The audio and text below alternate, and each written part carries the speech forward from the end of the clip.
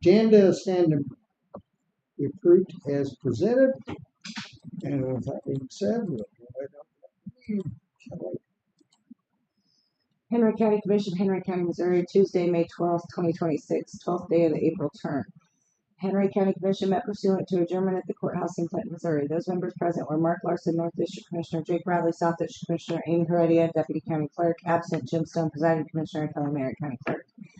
9:05 a.m. Commissioner Bradley brought the meeting to order. The minutes from the Thursday, May 7th, 2026 meeting were read. Commissioner Larson made a motion to approve the minutes. Commissioner Bradley seconded. Motion carried. Expenditures for the following departments were approved to be paid: payroll, county clerk, commission, law enforcement, GR, elections, victims advocate, prosecuting attorney, road and bridge, admin handling, inmate security. Commission discussed a proposed resolution for a weight limit on Northwest 401 Road. Commissioner Bradley asked Dennis Bowers to measure the parts of the road belonging to Clinton Township and Fields Creek Township. Commissioners discussed courthouse maintenance projects. At 9:58 a.m., Commissioner Larson made a motion to adjourn. Commissioner Bradley seconded the motion. Motion carried with a roll call vote. Larson, yes. Bradley, yes. Stone, absent. I entertain a motion. I'll make a motion to approve. Second. Motion been made and seconded to approve the minutes. All in favor, say aye. Aye. Glad y'all got a lot done. There Okay, was more done. close minutes. Oh, yeah, I didn't print those Huh? off. I just got to print them off.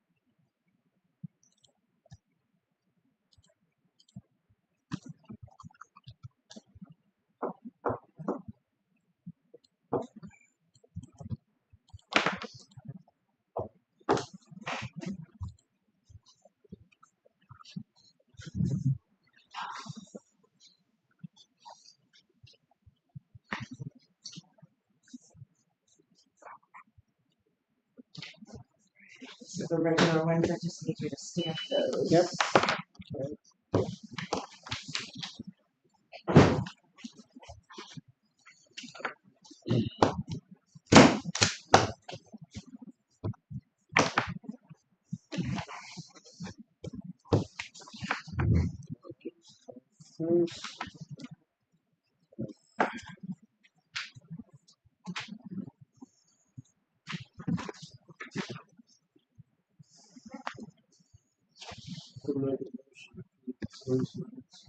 Second that.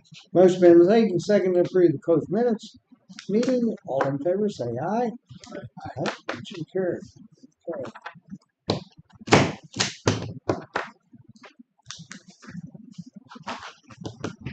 Okay. So we'll go ahead and do the wave be open. Go ahead and have a motion for that today. Oh, we gotta make that into normal meeting too? Yeah. I'll make a motion to wait. Want me to read the, what we're doing? Yeah. Yep. Okay. Make a motion to waive the attorney-client privilege for Gilmore Bell for the process of the chapter 1. Motion been made and seconded to waive the attorney-client privilege with Gilmore and Bell as open. I guess voice will call. Mark? Yes. Okay. Yes. Jim, yes. Motion carried. All right. What does that mean exactly? Huh?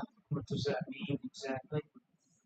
The Gilmore and Bell can now talk about Chapter 100, about the county and what they got. Is that a way? Because all that was closed. It's like, yeah, we get paid more than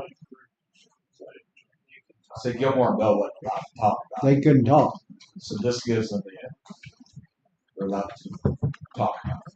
tell what we're getting and what not. Does that mean talk open Pardon? Do what? you talk about it openly in here? You can. Yeah. I understand.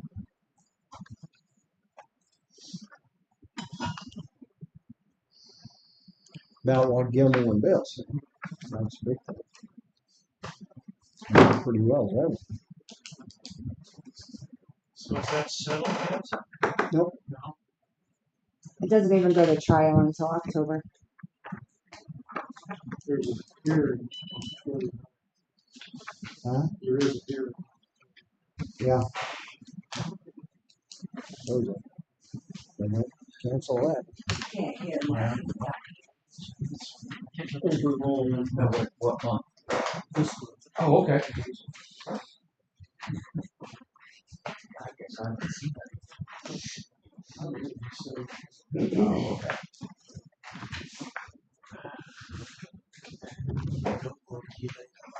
I haven't gotten anything. For I haven't either. My salary date never couldn't. You guys got a Set it. list of dates from Ivan a while back. Yeah, It had all the dates. it had that on there. Okay. Back through. I just went through all of them. So is there any information that would be interesting to the public that you'd like to express regarding that? Hard. Amount of money. The amount of money we get. All that.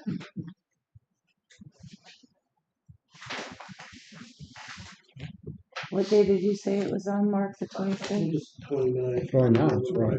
Originally. May 30th, maybe? Maybe that's it. Maybe that's I don't see a schedule. I just see that the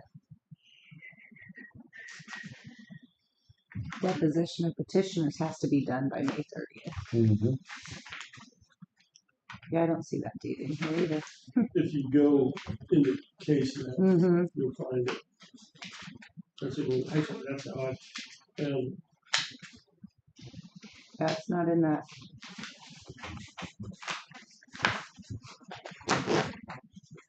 Joint scheduling order that we got. Mm-hmm. It's not in that joint scheduling order that we got.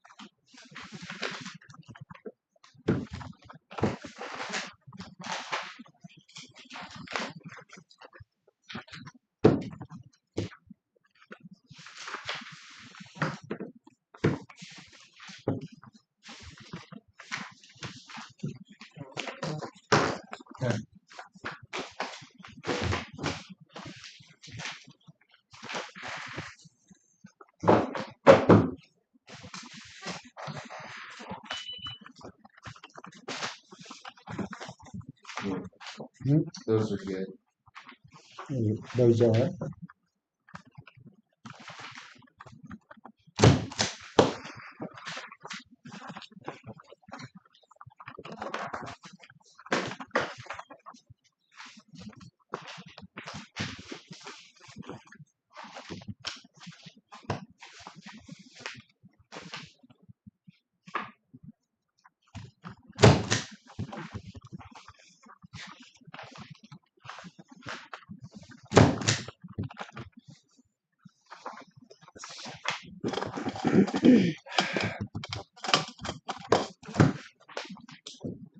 Kelly.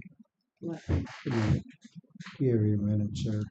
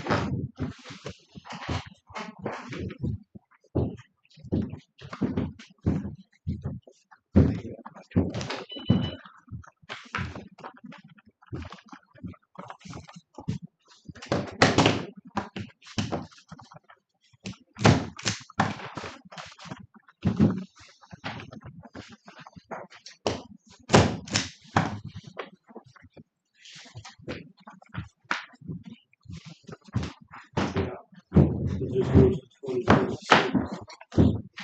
The base is what two inches off. Yeah. There's so much to it about it. So,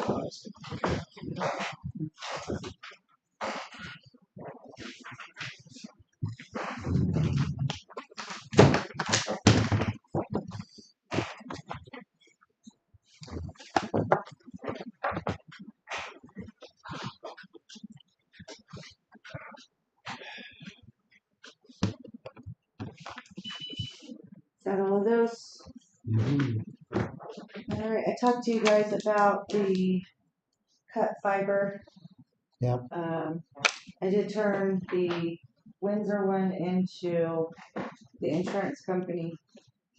Dennis is denying the one on 700 Road, the one that we talked about was over there. I will keep the paperwork. He said, don't pay it. They'll contact him and he'll tell them the reasons why he's not paying. FYI, I will be denying that one per Dennis's suggestion. This was in the packet on Tuesday. This is just the sheriff's fee for the month of April. You can keep it if you want to talk to the sheriff about it when he comes in, but those were your copies. Yeah.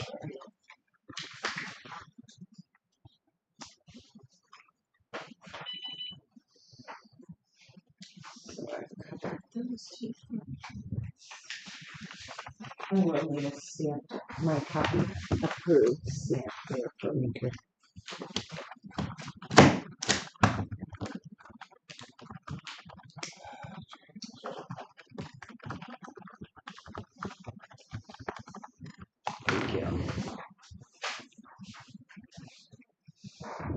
The sheriff will be in a few minutes. Mhm. The next thing I have is the Stone Ridge Common Sewer District that got voted in April out at Linwood, Glenwood area over off Booth Road. That was all done through the court system. The commissioners are charged with appointing the first board members. Mike Edgett reached out to me yesterday with those board member suggestions. They'll be in on Tuesday at 10 to have you guys make the official appointments, but I wanted you to be able to look at the names and stuff before you had to make those appointments. So is it a that's a heads board up for of five? Tuesday. Yes.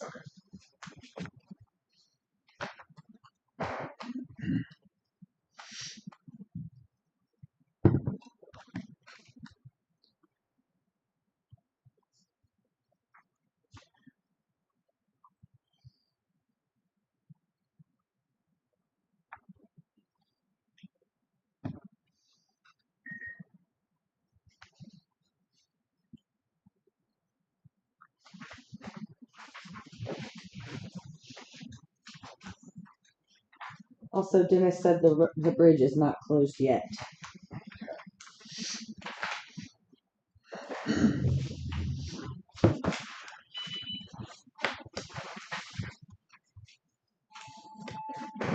Since the next two meetings are going to take a minute, I'm going to take Louie's checks.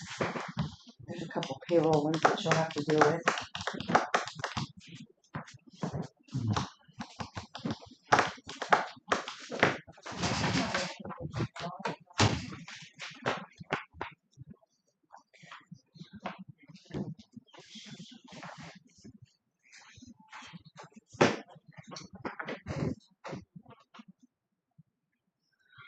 Y'all went in. I know Lloyd. Lloyd Smith. I know Mark. Same one I'm thinking. Yeah. I've heard And I've what heard. actually, I'm just not exactly 100% sure. So any deal with it, I don't know him. But anyway, we'll check first.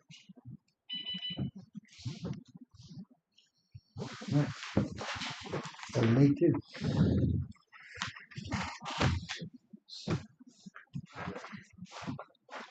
That'll be for what, next week? Or Next Tuesday. Next Tuesday. Right now later on, bathroom for the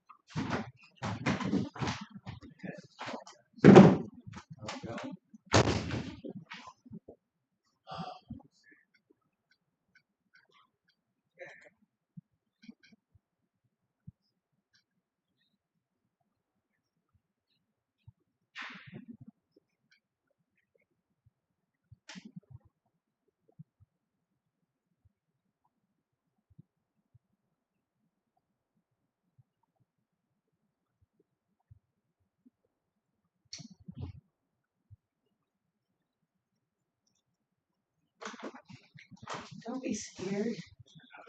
We're out there for a reason. Ah. Morning. Morning, how are you? I'm good. How are you? How are you?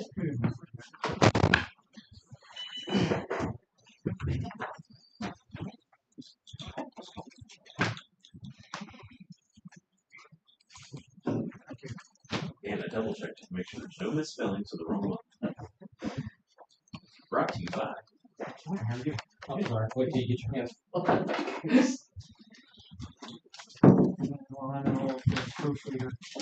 So I get back to you. I know. I got a copy. Yeah. Sheriff's got a copy too, so. Good, good.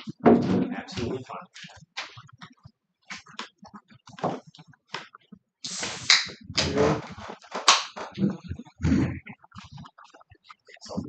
Yeah, can I get one with him? This was- Yeah. I'm not gonna do anything with it, but I did want you to be aware.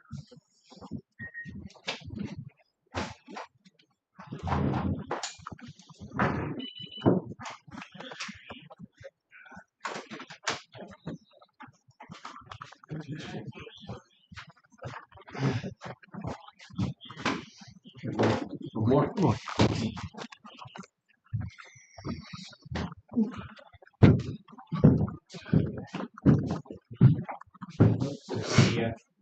Yeah. So I'm absolutely fine. Are you here posing as Jackie? Yes, I What's am. your name? Sergeant Basinger, Thank Timothy you. Basinger. Thank you. If you spell that, that's cool. BAYSINGER. Yes, ma'am. Perfect. Thank you. You're welcome. I'm gonna try my best to pretend to be her, but she's one of a She's one kind. of a kind. I gotta say, yeah, you can't do I'm that. Jim. She is one of a kind. Yeah. They broke To meet you. They sure did, Rob. Oh yeah. Yeah, okay. I'm gonna try to embody that one day, but today is not that day. I figured. So, and I've done. I'm absolutely fine talking Well, about using We try somebody to as stay a role quiet model, about it. she's the best one you can, I think. Oh, And I'm she has definitely taught me a lot. Good. She's She's an amazing human being. But the So family's our required report is just a that report that we, I'm trying to respect that it. we prepare, People don't do that. anytime that we have like It to be a, talked about. So, but if she's requesting it, we'll talk about it. or if we have I to don't prepare a mind. report for like We're really transparent. a arrest, if we have warrant She's arrest, if we shared have, snippets of the video. some sort of contact, Out there. with, somebody yeah, that needs to we're- document. But, We're like I said, open. it was come- Yeah, thank you for that. We have not got It can any be both. correspondence from They can be David. both, they can be I either would generated reply by to Which call one? for service or. The letters that you guys keep getting. Something that's, initiated by our office. The majority. So super of cool. We those finally got are our generated by public calls for service. Thank you. Yeah, no, absolutely. Thank you. We are very ecstatic to get these in. I seen those on your report. Oh, I thought how cool they're it real. was. Those are amazing. And we will be checking Facebook often, so don't get on there and try to sell them. So, Yeah. These are cool. You know, Rick's got one going right Huh? now for the penny exchange. Yes, we just haven't gone through our pennies, but we're gonna bring them up. Grab one. Try to do one for both kiddos. We think we have enough coins, pennies. Oh, this one has the courthouse on it. Yeah. So a little history about that, real quick. The bigger one, the Henry County. I guess they're both, but the odd-shaped one. Yeah. We put a committee together over a year ago, and it's all sheriff's office employees, and they sat down and they went through the history of Henry County. They went over here to the history museum and That's did a good. very long tour, and they came up with this coin. So it has a little bit of about all of Henry County on there, but Yeah. the Tabitha Jones and the JT is Jugtown, Brick Calhoun. Of course, the violin, the train for the coal, and if you'll see on the front, it has K7 on there because we spent a lot of years over there eating at K7. Drive in. Yeah. Yeah, that's cool. There's little tidbits in each It's pretty one. Yeah, that's Yeah, there is. neat. Then Mr. Henry, they give me a liberty, you give me death. Huh. And then the bottom one is a specific coin for the sheriff. So if you do something a little above and beyond, you get a specific coin from me. And then every time we hire somebody, we give them, they come in our office and we have our discussion about our 3 C's, the community, connection, and culture.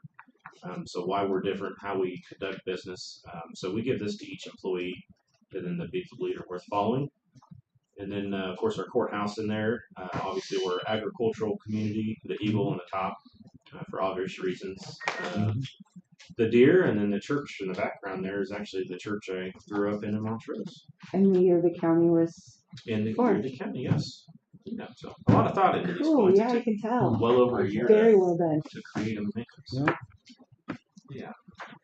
If you guys are ready, we're Did you go? ready to roll. So it's a little different today.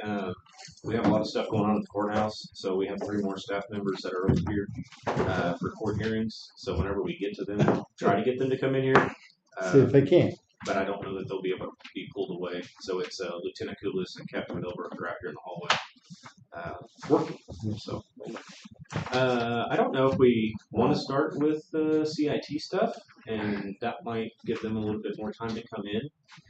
Mark, I don't know if did you want to discuss that stuff today? It doesn't matter to me. I had gone to Sherry Close and talked to Rob yesterday. We had that meeting for the homeless stuff. It was very informative. I think everybody learned quite a bit about what was going on. I'm trying to get another one scheduled here within the next week or so because I'm trying to bring things a little tighter. Unfortunately, a whole lot of people didn't get to speak, and that's my fault. I'll take the blame for it. But what I'd like to do is this next one is get a little bit more information from other people. After listening to the whole thing that we had, I think, and I talked to Sherry and Rob. Yeah. I just my mind was blank there for a minute. We need it seems to me like we need a base someplace that all information comes to, and then at that point they can delve it out, because not everybody's needs are going to be the same. And everybody, and I'm going to make this perfectly clear, everybody that is in one of those entities, whatever they are, they're doing great, but there are gaps. I mean, and they didn't really want to hear that, I don't believe. But it's the truth. There are gaps. It's just because they're taking it so far, and then that's pretty much where they end. Well, somebody else may be able to pick that up. So I went through, sat down for a long while, and came up with some questions. And these are the ones that I gave to Sherry and I gave to Rob. And when we have our next meeting, I'm going to try to get these answers out there so everybody, and hopefully if we can get it to go around the room. I mean, I'm pretty sure there's other people who may have questions, Jim may have questions, whatnot. But while we've got everybody in that room, you guys are the experts. on this. You know, I know I'm definitely not. We don't know a whole lot about it. We just kind of hit with it and it seemed like we needed to do something about it. So I'm not. It's probably gonna have to be after Memorial Day. I'm gonna venture that. Easier. Plus, that yeah, I won't have to worry about somebody, and I'd like for everybody to get there. I did mention in that meeting yesterday, there's 55 people there. There was a questionnaire at the end, and I get it. Trust me, I am terrible when somebody gives me something and say, "Hey, could you fill this out so I can get an answer?" I hate it. But in saying that, for something like this, we really did need those filled out because what that does, at least for me, it allows me to put this meeting in a direction. It gives me a whole lot more information to put in the direction. I had 8 people out of 55.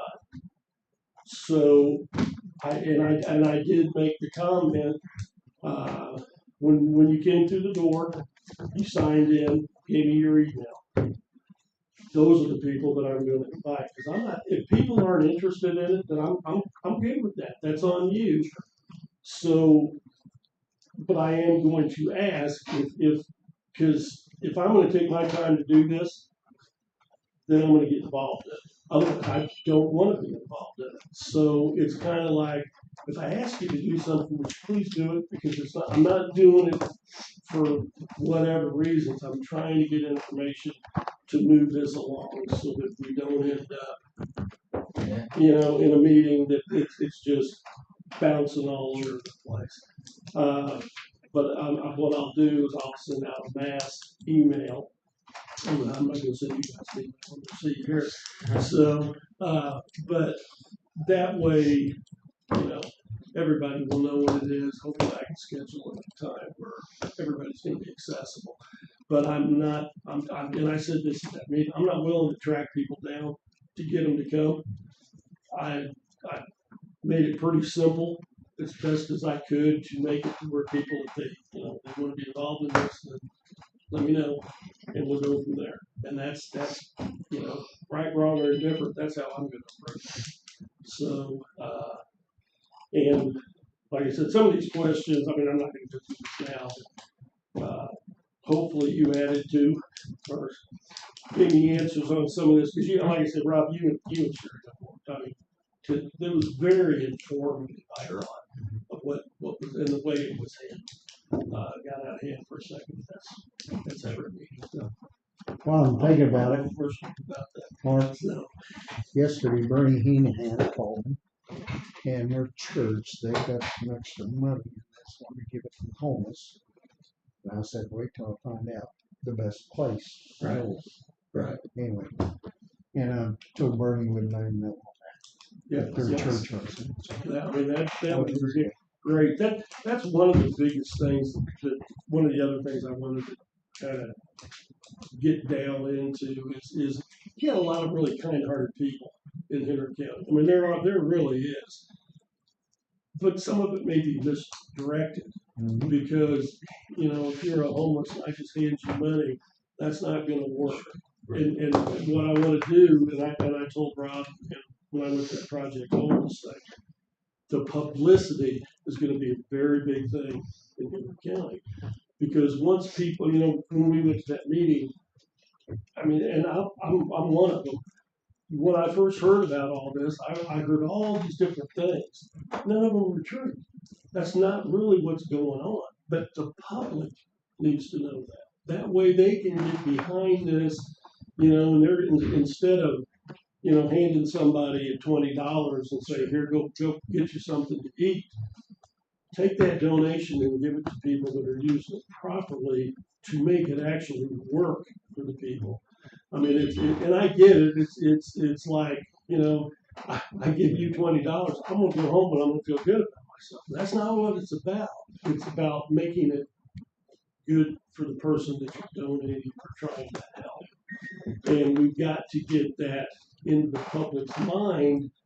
But in order to do that, it's going to have to be a concerted effort to get that out to the public. And I had mentioned, I think it would be very wise on all of our parts if like you got CIT and you got pediatric place and some of these other places get together, you pick somebody, let's get a committee that actually works on all of this instead of working independently in your own area. So you mentioned gaps. I don't know if that's the right word to use, but to get all the information in one place Right. to help out everybody as opposed to building to different buildings. Right. Yeah. Right, exactly. Yeah, I would say it's a connectivity, or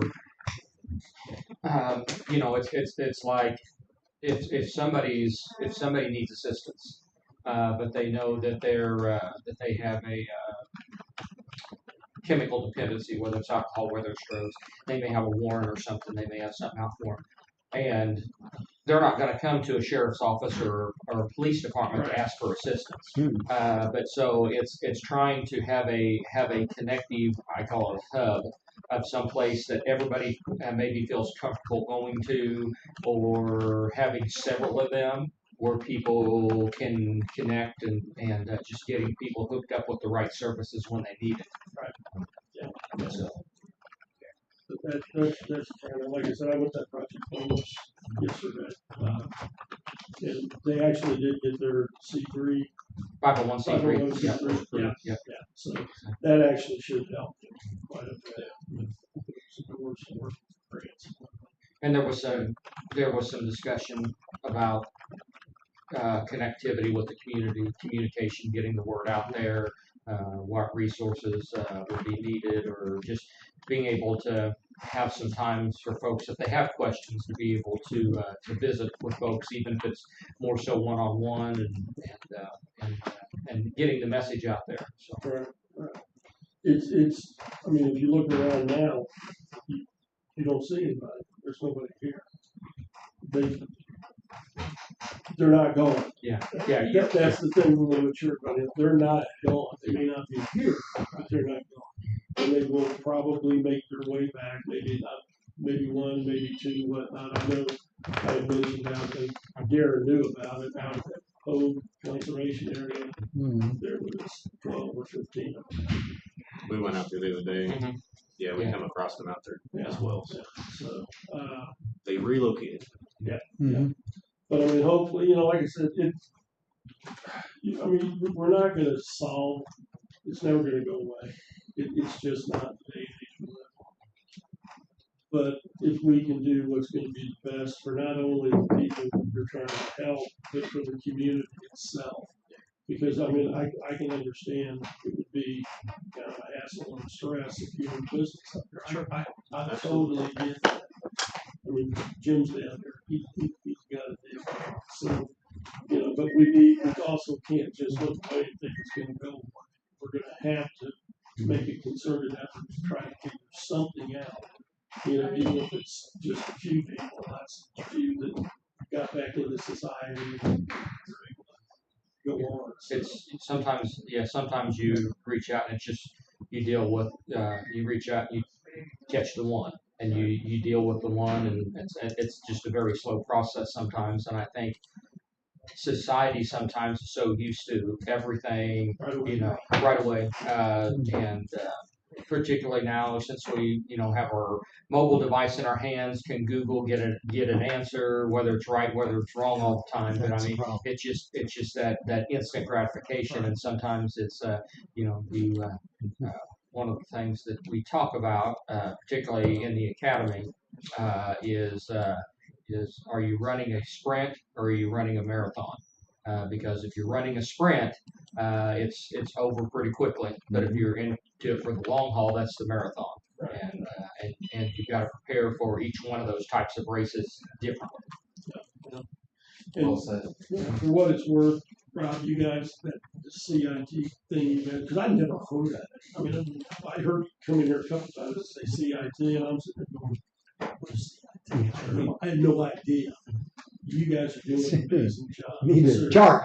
I used to have a workforce development, had everything's going up. They said, give us something to look at. So Partly you know why what we you're do talking this, and we still don't get everything in it. That's right. The sheriff's office It is a large wheel, Yeah. but a lot of that wheel is raw because it's arresting somebody is just such a minor section of what we do. The rest of it is so intricate. But not a lot of people want to know about it or care to hear about it until it's your problem. So, Jackie says it the best. Your First Amendment rights or your personal property rights don't matter until it's your problem. Until it's your neighbor that's doing something that is your problem. And it's so true. And this is the exact same. This problem's been here for a while. CIT has been here for a while. And there's things throughout the years. The CAP program and the other funding that they're trying to get one year within Clinton, and that would have been amazing. And the funding fell through, but that was a long-term goal of how do we get them into a treatment program outside of Compass and those things that we still do, but how do we better serve them to get them off the streets, to get them within a program, and that's what they need. But long story short, those things have always been here, and I say this day in and day out. We come in here, we go to KDKD, we post these. We still on Facebook, and we catch a lot of flack for that. Our community events, we take all of our stuff to community events, and there are still a lot of people that don't even know what 988 is, and we publish that all the time. We went through a pandemic with suicides.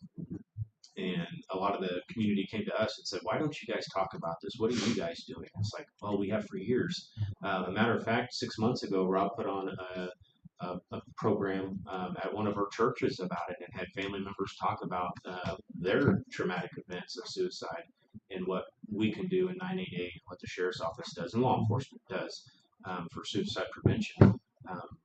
But it's not anything that people pay attention to until it affects you. And that's what we try to prevent. Like, we put this stuff in here, CIT's in here. Like, we are proponents of anything. If it gets you out of your crisis, we're about it. We don't care what crisis you're in. We'll try to do our best to help you get out of it.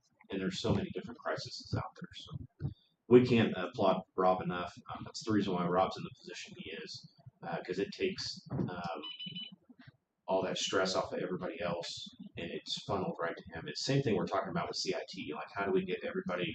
Well, that's what we did with Rob. That's what we did with Jackie's position with Thompson. Our inmates needed a little lift up before they got out on the streets and did the same thing over again, and it's working. Rob's position 100% is working. So thank you guys for that and bringing this to light and trying to funnel everything. That's exactly what needs to happen. It needs to be funneled to one area, no matter where that is or where it's at. It shouldn't be hard. If I'm going through crisis, I make one phone call. That phone call, they figure it out. They pick up the pieces. Well, you got this figured out. Now this needs to be figured out. But if I'm the one that has to do that, I'm not interested. I'm going to go pick up a pipe, or I'm going to go do this. I'm not interested in it. So 100% the right direction. So I think the confusion of it is crisis can be anything. Most people only figure it's a couple of things. But I think that's the communication probably hadn't got out there to everybody. I mean, I didn't know about it until y'all started talking about it.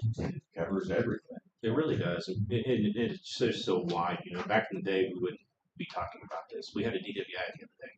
And it's like, oh, you're going to jail. That's beyond the point. But what got you to this point? You know, what do you need from us? Is there something we could do? I mean, the system's built for that. That person's going to have to go through things throughout the criminal justice system. But what can we do now for you? How can we prevent you from doing this tomorrow? That's the difference in us. Let's do it now. Let's do a CIT referral. Let's see your underlying issue here. Let's try to get to that. So it does work. It just takes time. Yeah. Perfect. All right. Well, while we're talking about CIT, we'll just jump over there to page 18 or 8. We have page 18. It's a bad day. Yeah. 13's enough. Is everybody there? Mhm. All right. So, of course, we have our program overview, and a lot of that we've already kind of talked about, but this brings a lot of folks who are trying to reach the same group of people and outreach. And unfortunately, a lot of times that first contact can be a 911 call. But it's getting that funnel to where it needs to go. The big thing about 988 and what we've been trying to impress upon the community statewide is it's not necessarily suicidal. It's not necessarily a suicide intervention. If you're just having an emotional crisis, something, and you're stressed or whatever, you need somebody to talk to, you can dial 988 and not expect the police department or sheriff's office, an ambulance, and fire department to show up.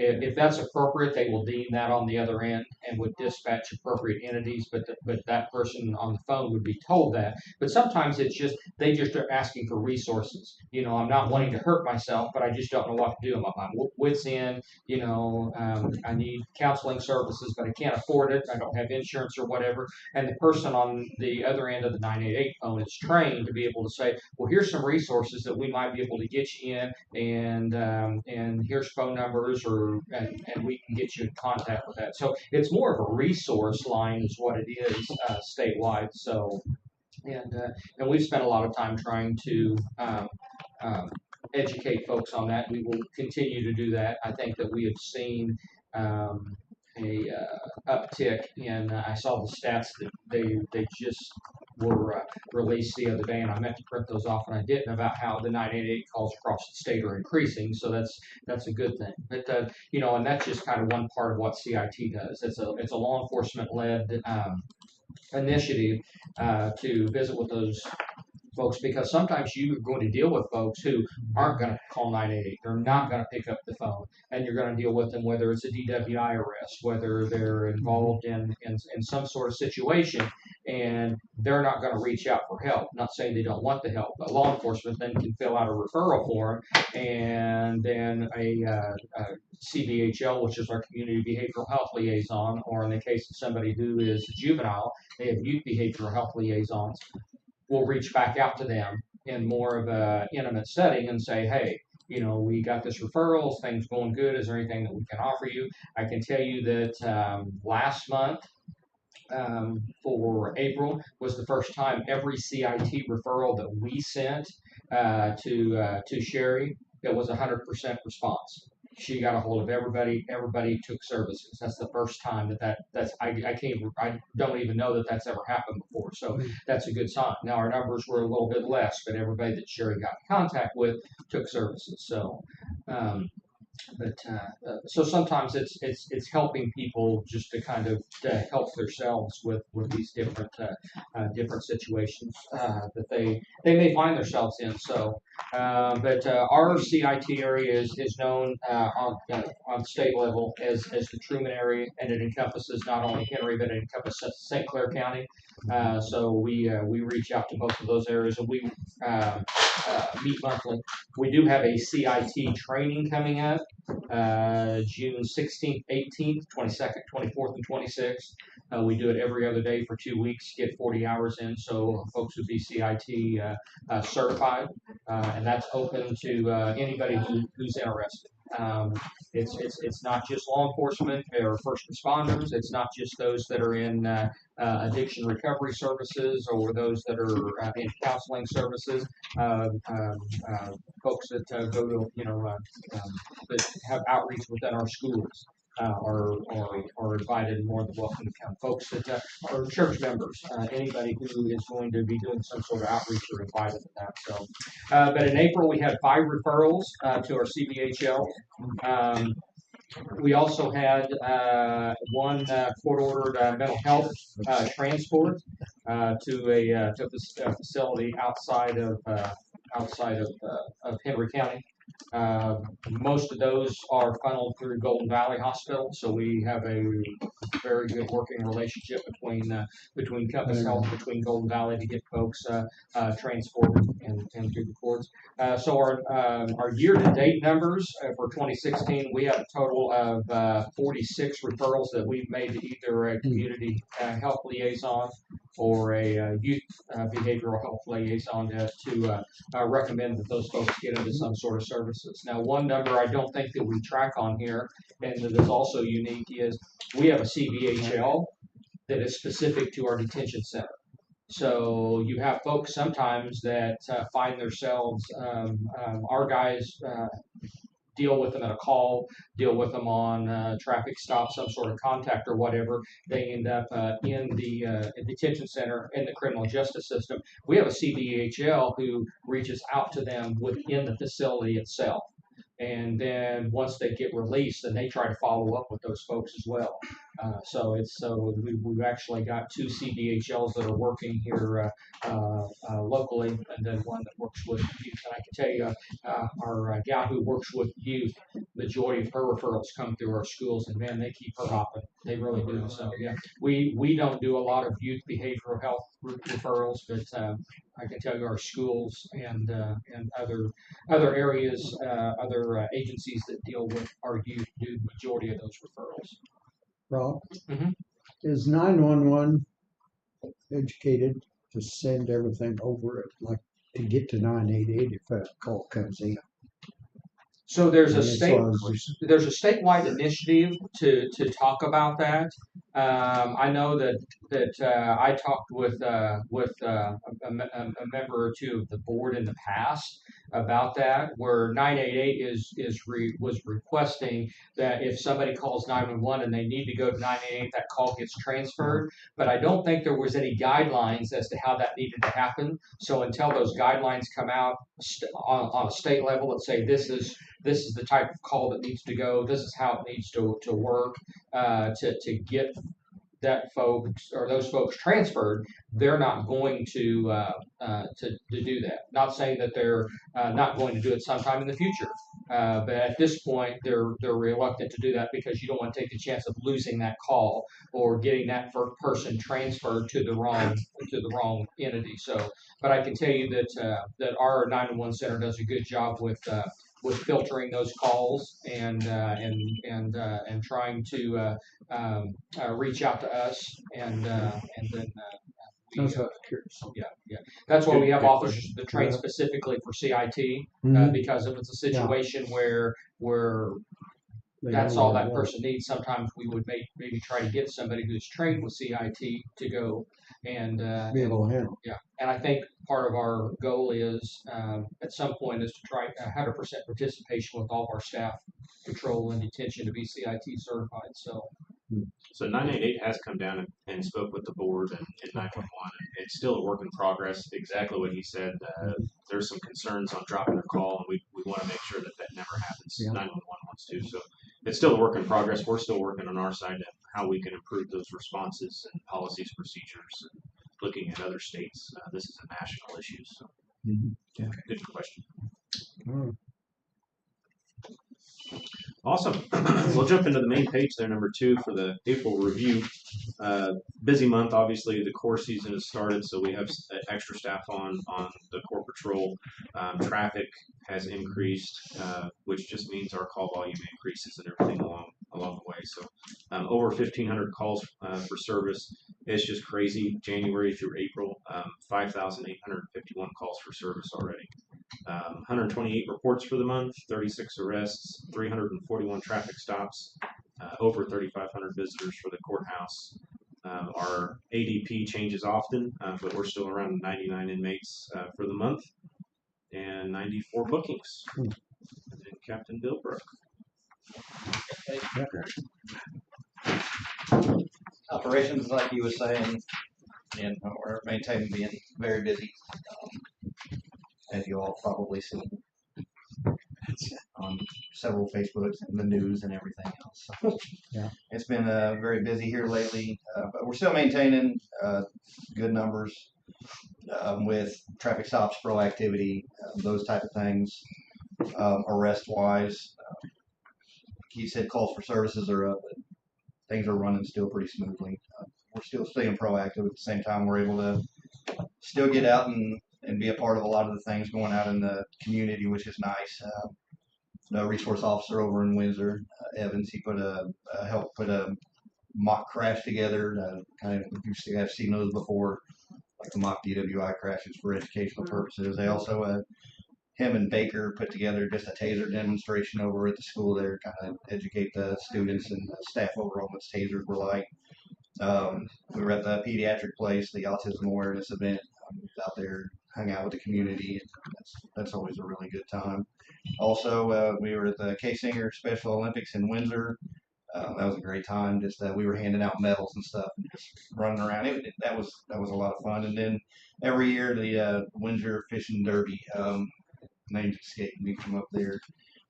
Robin.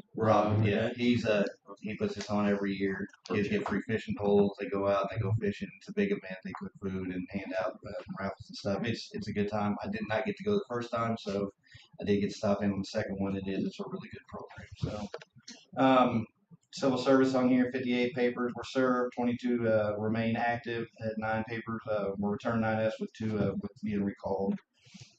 Some of them dismissable arrests. There were 5 driving while intoxicated, 2 driving while revoked, and a arrest for assault first degree, unlawful use of a weapon, endangering the welfare of a child, sodomy second degree, endangering the welfare, domestic assault, and then 13 more arrests. So the guys are getting out, not only on calls making arrests, but still getting out, making traffic stops, proactively looking for warrants that we have out there and picking them up. All in all, it's going really well. It's very busy. We kind of threw the civil process in there. We've talked about it every month, and we just it's one of those hidden gems that people don't realize that we do that. But it's the primary, it's one of the many primary responsibilities of the sheriff's office for civil process for the county. We serve a lot, so that's just 1 month of it. But those are our staff. You have to knock on doors or go to businesses, and they're always not the greatest encounters, but we try to make them be. When you're getting sued and you get us on your doorstep, it doesn't leave a great taste. So we always appreciate our staff doing them and the way we do it with humility and professionalism. So. The calls for service again, we always like to add that stat in there. Our dispatch, it's amazing what all goes through there. These are just the 911 calls. So if you total all that up, that's how many calls come in a month for our dispatch. It's busy. But that's not the phone calls in the back end of it that you don't see. So this is the radio transmissions, but the answering the phone calls, administrative line. We thoroughly enjoy our dispatch, and we give them a kudos for sure. So, and then our municipal reports down there. You can see usually Windsor Towers over. We're blessed to be over there full time, and we enjoy that. So. There's a couple of the bigger cases, investigations. Lieutenant Kublis talk a little bit about that. That's multi-jurisdictional, and a lot of agencies working together. So he could talk about that. We got hit over in Calhoun pretty big, and then obviously we had the missing person investigation. So we pulled Lieutenant Kublis away from what he was doing. I forgot. We'll let him go real quick so he can get out. Okay. I apologize for that. I can talk about it. You want to talk about it? You want him to? No, I can do it real quick and okay. Get covered. So the month of April, Holy was busy for us for sure. Not only maintaining the current caseload we currently had, let alone getting 2 additional pretty high complex reports through our office. Just to talk about one of those reports, early part of April, we took a missing person report. Throughout that and how that investigation started with us, went into Johnson County. So between Henry and Johnson, all of the detectives between our offices worked pretty well tirelessly for about 2 weeks straight, trying to follow up on every lead that we had on that, and let alone the search warrants that tied to those 2. Through that, we finally came to a point where, hey, we needed to interview 2 individuals separately throughout that. And during that course of that investigation, that led to the discovery of that victim's body. So through that complex investigation, all the search warrants tirelessly between all detectives within the office, we had enough information and the discovery of that to type an additional search warrant, which lasted 2 days at a property here in Henry County. Kudos to Cass County Sheriff's Office for coming down to helping us with that complex investigation, and especially out there at the search warrant. That was awesome to see how their operation runs, coming into these types of investigations. So that gives us a good eye and keen on, hey, what we should do in regards to that. But if it wasn't for us, Cass County, Johnson, and Pettis, because it did go into Pettis County as well, this would probably still be sitting still. But all the investigators that were involved in it, we wanted answers 100%. And, for 3 weeks, that third week that finally, hey, we got 2 arrests out of the ordeal, one for murder first and abandonment, and another one abandonment of corpse. On that, Yeah, no, sorry, you can go ahead. yeah, I was just gonna say, Yep. like I said, everybody that was involved in that, Cass County has a team, it's just a crime scene team, and that's what they do. So learning Top from notch. them and having their assistance was huge. EMA here, huge. They brought out the trailer, was able to use that as a command post. That was big. They also were able to contact Johnson County's EMA, and that will help with some lighting situations and all that. Johnson County, that they worked, their detectives, Coleman, Martin, and Jackson, side by side for 2 weeks. That's all they did was just work that. So we truly appreciate all them. Vernon County Sheriff, him and his wife brought their cadaver dog down, which helped in the investigation. And Mr. Blevins brought his canine, which was the cadaver dog, down and helped in that investigation. It was several different agencies coming together, and it worked out very well, and just truly appreciative of all the hard work, especially Lenny front ended it on our end, and hours upon hours of work over there, and him leading that portion of it. So Good work, guys. Okay. Fantastic. So on top of that report, along with all the paperwork that's involved with it, we were currently involved in a pursuit as of last week that resulted in an arrest of an individual that we know very well in this county.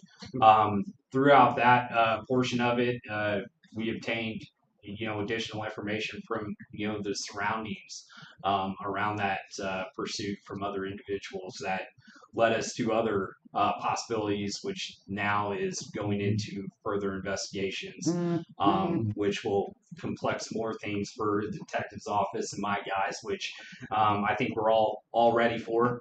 But I can say this, for how busy we are, everybody's keeping their heads up high in regards to it, because what we see further down the road is, hey, this is how this office is going to work, and this is how it's going to go, and this is the remainder of how it's going to go. It's just going to get a lot busier, and my guys know that. Schwartz, Baker, and Stutzman, they don't say nothing. They just put their head down, get to work, and go on. And I appreciate all 3 of them that are in that office to do so. So. On top of all the cases, number one stride is the victims for our county. So we need to keep on top of that and not let anything bypass. Deputy Murphy, that was a great job on his end. He's a young guy. He's actually our rookie of the year. He's been in a couple of these now, watching his growth, even as being able to stay calm and trying to get through those things. It's kind of fun watching that progression. Also, another case that we hadn't really got to talk about was Calhoun. So if y'all saw that, started out in Pettis. Guys stole a bunch of stuff up there, stole the UTV, came down here, wrecked it out on the Katy Trail. EMA also came out on that. We had drones, dogs. Somehow St. Clair. St. Clair Clair came in, and he got bedded down somewhere and popped his head up in Calhoun later that night and broke into several things. So, but he left us evidence to be able to tie him to those things. He ended up in a stolen truck that ended up in Bates County. They got in a pursuit with him there, recovered the truck. He bedded down somewhere again, and the next morning they were able to get him in the field. So that was also a lot of work. He had 5 or 6 different residents in Calhoun that was hit. And I'll let him. There you go. And then still doing all the follow-ups and all the paperwork that come with that. So It's been busy. Mhm. Good. All right. Yep. Okay, thank you. Awesome. I appreciate you guys. Take care. Okay, we're all over on these pages. Page 5. We're gonna jump back over to Rob on our traffic. 05? Sounds like Paul Harvey. Yeah. Hi. The rest. All right. So this is our specialized traffic enforcement training. This is our money that we get through MoDOT yearly. We have not heard as to whether we have been approved for the grant for 2027. But fingers crossed, normally whenever we show good numbers, good progress, good projects that they like, then they will do that. I know that we got a call a while back saying, hey, we're looking at all projects statewide. We just wanted to let you all know you're the only ones that focus on school zones, that actually talk about it in the grant, talk about stop arms, putting folks in the school zones where highways go through to enforce traffic, try to get folks to slow down during there as not only vehicular traffic as people are turning into the parking lots or trying to get out on the road, but those that are crossing the highways and such. So I thought that was good that they recognized us for that. So for the month of April, you can see up there we reported 123 total traffic stops. That was over 96 hours. Total warnings issued were 123. We issued 8 citations and we made 2 arrests for those. And then instead of reporting those numbers quarterly as I had done last year, we're going to start just keeping those up monthly. So you're going to start seeing a monthly total instead of getting an update every quarter. We're just going to run a running total so you can see where we're at. So currently for 2026, January 1st to the end of April, we've conducted 549 traffic stops, which is equals to 376 and a half hours of specialized enforcement. A total of 22 citations have been issued. 563 warnings and 14 arrests were made just on these operations alone. A breakdown of those arrests, 2 of them were for felony traffic offenses, 4 of them were misdemeanor traffic offenses, 7 outstanding traffic warrants or outstanding arrest warrants, and 1 DWI. So we like to see those numbers. The state likes to see those numbers. We report those, and this is definitely this is above and beyond what we do on a daily basis. This is if guys on a day off want to come in, or they want to come in before their shift or after their shift or whatever, and work a little bit of specialized enforcement where they can just go out and focus on traffic areas, and we do that. We've actually taken some time to focus on some higher traffic, higher collision areas within the city of Clinton too, where we've had folks that have reached out not only to our office but to the police department and said, hey, people are just I was almost in an accident here because this person did this or whatever. So we've been focusing on a few areas within town as well, but the majority of this has been taking place out in the unincorporated areas along our highways. Questions about any of that? No. All right. Good. Training Yeah. summary. Page 6. Tonight, starting at 6 o'clock, is our last academy class. Those folks have been at it. We have 9 students that signed up, and knock on wood, this would be the first time that as we have done these part-time academies in the class, this would be the first time that we have not lost at least 1 student in this process. They have really buckled down. They've worked hard. It's just a testament to the effort that they put forward, to their dedication to our office or to the profession of law enforcement to stick with this. A lot of them have worked full time. Actually, they've all worked full time. They've all worked full time jobs and then find time to go to a part time academy. Looking forward to that. They will take their post test Monday morning at 9 a.m. And if everybody passes, they will at some point receive their post certification to the state. But everybody's going to, at this point, looks like they're going to graduate. So we're going to have a graduation ceremony for them Tuesday evening at 6 o'clock.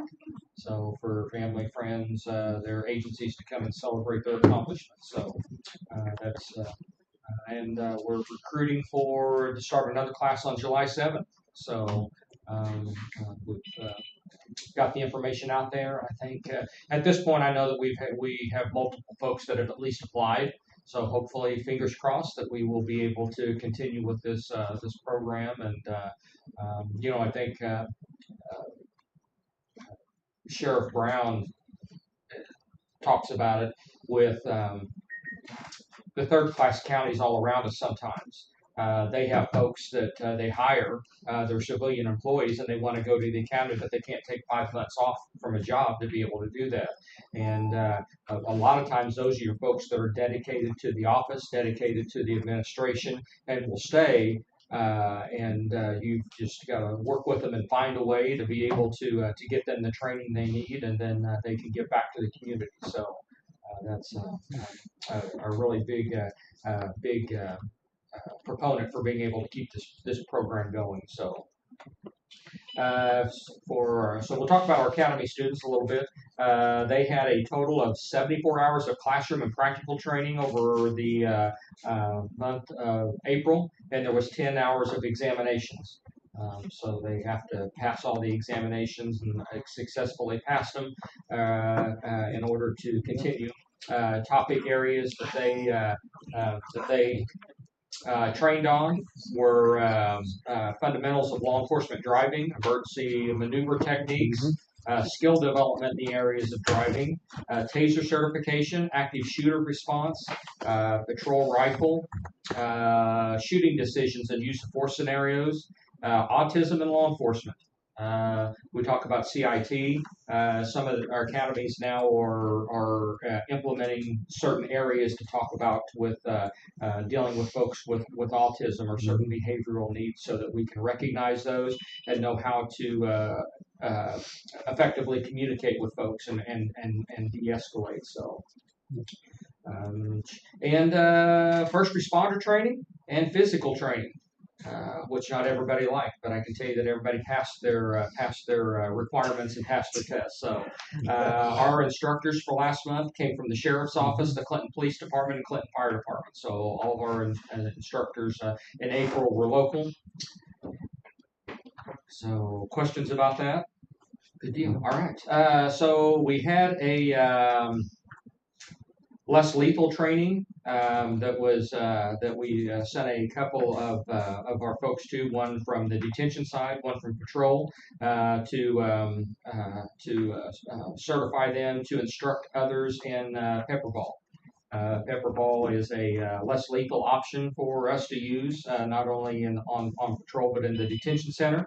So we have 2 folks that are on staff now that can train others, but then they also are armorers, so they can fix any malfunctions or any issues that we have with our pepper ball devices, and not have to send those off somewhere. So unless it's a big issue, so that's really a nice. Addition to our staff in general, being able to expand our less lethal capabilities whenever we're in situations, and having those in-house instructors, like I said, makes it a lot easier, because we can train more of our folks at one time than trying to find time to send them off somewhere to get them trained. So that's really kind of one of those things that law enforcement's done over the past years, is putting in-house instructors in agencies so they can train more staff and effectively and faster. So during community training, we had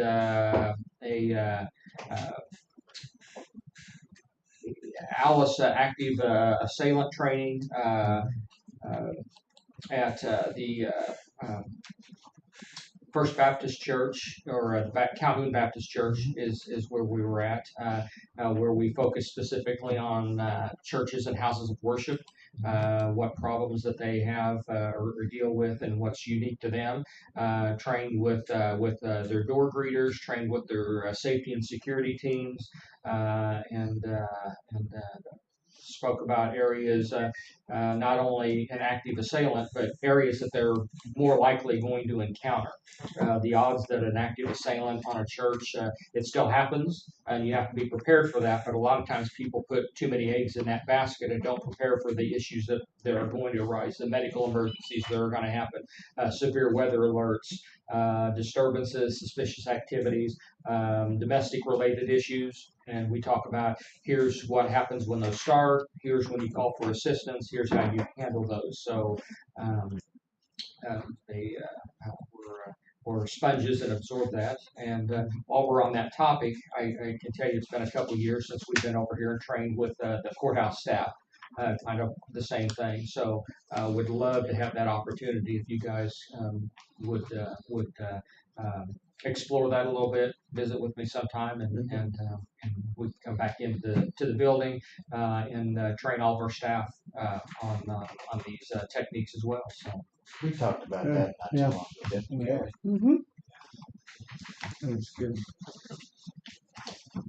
All right, we know you guys miss Jackie. She is at a jail conference down at Lake of the Ozarks, so she's learning a lot. Paul Butler was down there yesterday, and then you got to see Paul Butler on Monday. Yes, sir. Tuesday. Really, really good leadership talk. So that was pretty cool for our agency. But she'll be back tomorrow. Yes. So until then, you get the second best. Yeah, we can call it that. Sergeant Basinger. I don't know that you guys have been able to meet him before. So. No, this is the first time I actually appeared before you guys. Nice to meet y'all. I am not a public speaker, so I'm a little nervous. So much so that I typed out something completely different to talk from. What I want to talk about first is population management. Currently, we're sitting at about 99 inmates. A lot of that population is currently in-house from the community, but we're also out housing outside for other agencies. Currently, we are housing about 5 from St. Clair. We're also housing about 10 from Boone County. With that being said, it is a slight decrease from last month, and that's just showing that our case management, our transfers to the case, is resolving the way that the system should. And the courthouse and our agency is doing a great job doing that. Mental health services, approximately 5% of our population is currently signed up through the Department of Mental Health. Another 4 are waiting for evaluations. Nearly 1 of 10 inmates have a significant mental health needs. Our staff is being trained and handling those accordingly. We were talking a lot about that with the CIT and having their case management come through and actually talk to people. I'm currently just talked to Captain Hills last night about actually getting 2 more of my staff members signed up for CIT in order to help assess whenever people are in crisis and with those needs. A lot of our staff, I'm constantly looking for training for staff and going through and trying to how better serve our community.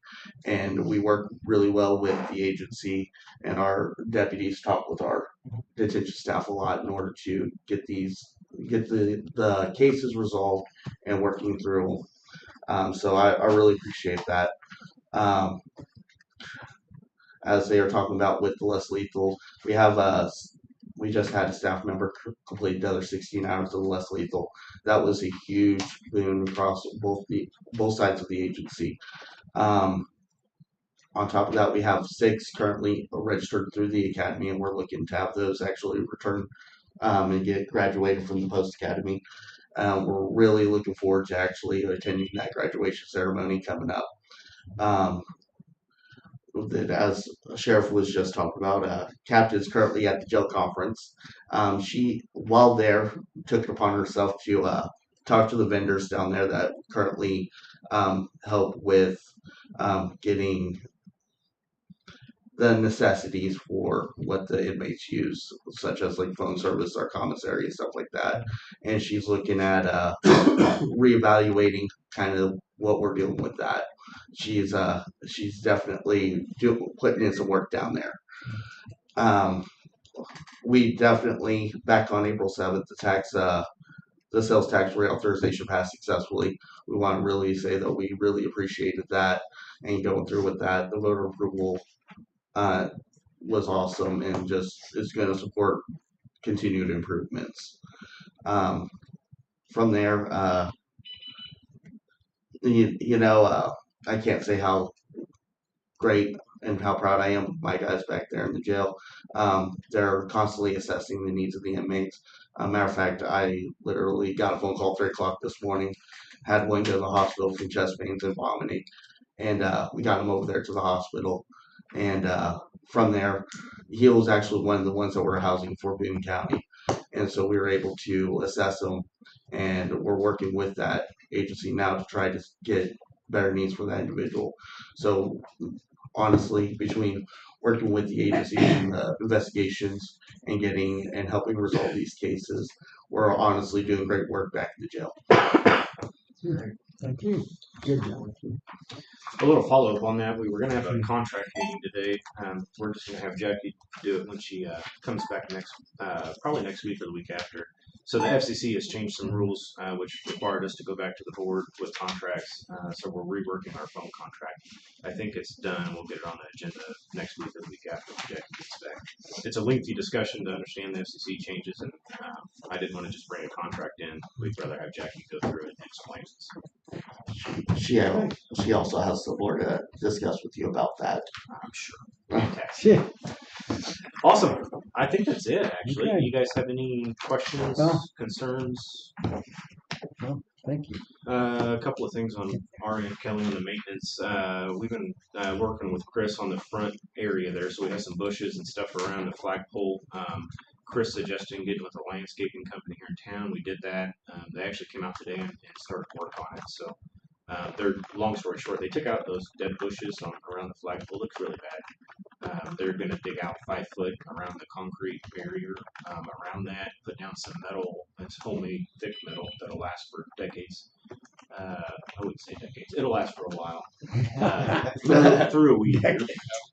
And put down some fresh bushes or something. I'm not sure yet. It'll be on Green Street across the street. So a little fresh landscaping there. And then the backside, they're going to put the same metal along parallel to the building. So that back area, we have 2 sewer containers.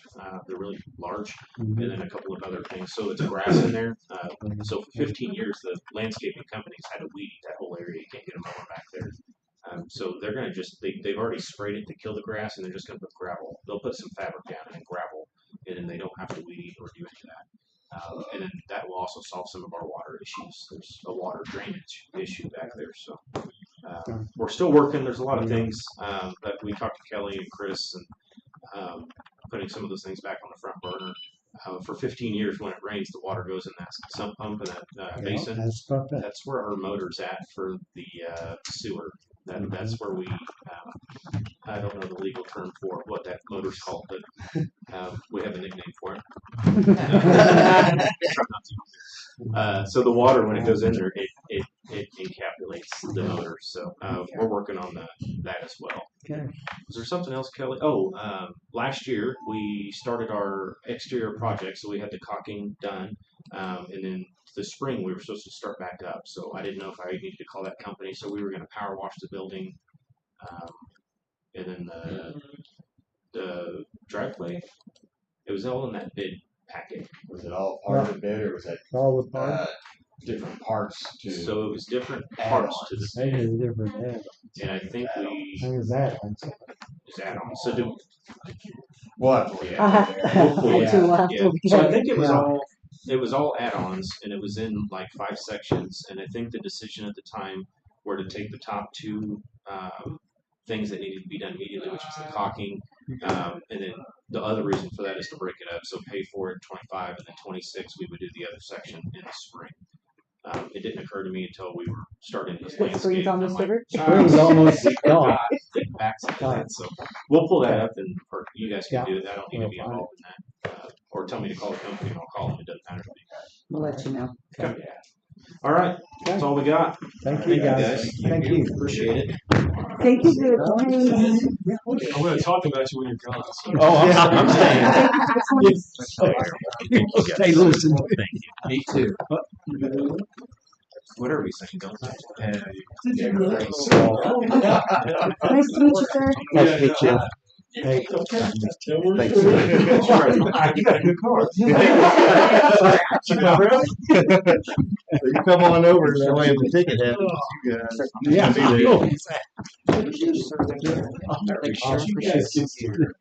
It's got that hydraulic luster. Thank you. Thank you. You're welcome. So I was hooking up and trying to drop that slip on that sheet. It actually is not as bad. Okay, good. How are you? Good. Am I next? You're out. Well, good morning, everybody. Good morning.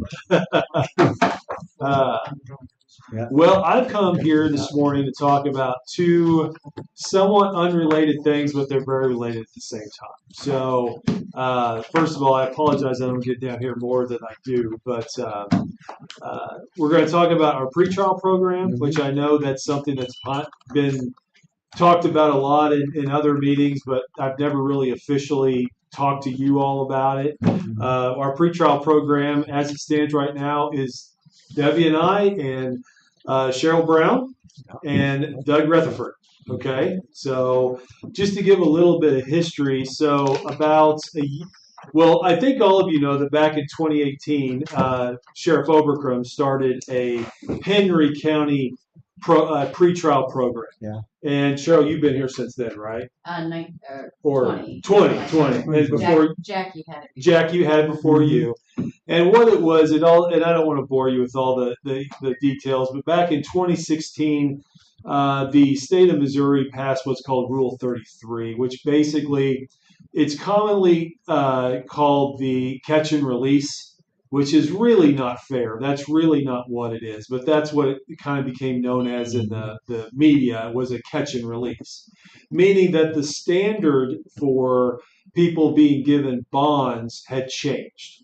Before, it was the presumption that this person should be in jail, and it was up to the defendant and the defendant's attorney to present a certain amount of evidence to prove why a person should be out on bond. Okay, Rule 33 flipped that. It actually, the presumption then became this person should be out on bond unless the state can now prove this person should be in jail. Okay, so it kind of flipped the whole burden of proof. Sheriff Oberkrum, who was very had a really good foresight on this, decided And Sam Boyd. That's right. I don't want to overlook. Really, it was Sam that was really the driver of the program. It was. Basically said, well, hey, if we're going to start letting more people out, let's start a program where we can monitor these people more closely rather than being on with a traditional bondsman. Okay. So they started the program here in Henry County. Then when I took the bench in 2019, I inherited the program and been, doing it ever since. Well, about a year and a half ago, is that right? About a year and a half ago, the state sent out kind of a request for any of those who wanted to join a pilot program that the state would pay for, a pretrial pilot program, for lack of a better term, pilot program. Okay, this has kind of been gaining some traction up at the Supreme Court and through certain members of the legislature about starting a statewide pretrial release program. Okay, well, we applied and we were chosen, and we are one of 6 circuits in Missouri that has state funding to pay for a pretrial program. I'll let Debbie talk about the finances here in a minute, but basically we got that a year and a half ago. We were allowed then to hire someone. We hired Doug. So Cheryl is still a county employee, and Doug is now paid by the state, which they pay his salary, his benefits, and mileage. And any equipment costs. And equipment costs, whether it be, we bought him a computer and whether we get a scanner, and, stuff like that, Basics.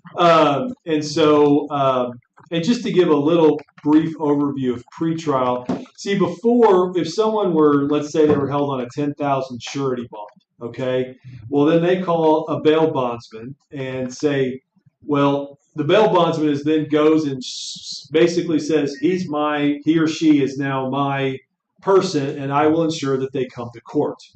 And then if they don't, then the bail bondsman would theoretically have to pay in the bond. Okay. Well, bail bondsmen aren't judiciary members. They're not. They do not fall into the court purview. I can't tell what a bail bondsman to do or what not to do. The only thing I can really tell them to do is to forfeit their bond or not. But what the pretrial program does, it allows basically people, the best way to explain it is kind of predisposition probation is kind of what it is. And so what Doug and Cheryl do, they basically for the people that they have, how many we have in Henry County right now? 56. 56. We have 56 people in Henry County currently on pretrial, meaning they are monitored by Cheryl and Doug on almost a daily basis. And their pretrial conditions are tailored to the person and the charge, so to speak. So, for instance, we have a number of people that have been charged with sex crimes that are out on bond but are being monitored by GPS or electronic monitoring on things like house arrest, and they can't have access to the internet, and they can't be around people less than 18, just stuff like that. Okay. Well, Doug and Cheryl are able to monitor them on a daily basis. For those we have on house arrest, Doug and Cheryl can go on their computer and see if they're sitting in there. It is so accurate; they know what room in their house they're in. But that's basically what it is to provide a higher level of supervision before either a plea or a trial. Okay. I'm a big believer in the program. I love the program. For me as a judge, it gives me an extra layer of security. Like if I'm going to let this person out, I know where they are. They're being supervised. They're being looked at. We even go so far as to make people go and do inpatient treatment or outpatient treatment. The sheriff we're just talking about mental health issues, make sure they're going through their mental health appointments and getting that treatment. So it is a really, really good thing for me as a judge because then I always know where this person is. And I know when they run off. There was an instance, it was last fall, where someone just basically cut off their monitor and took off. Well, I knew that day, almost the very hour, Doug and Cheryl were coming and telling me, and I issued a warrant within an hour or two of that person cutting off their GPS and taking off. So I like it as a judge because it gives that extra layer of security. Now, pretrial is not built for everybody.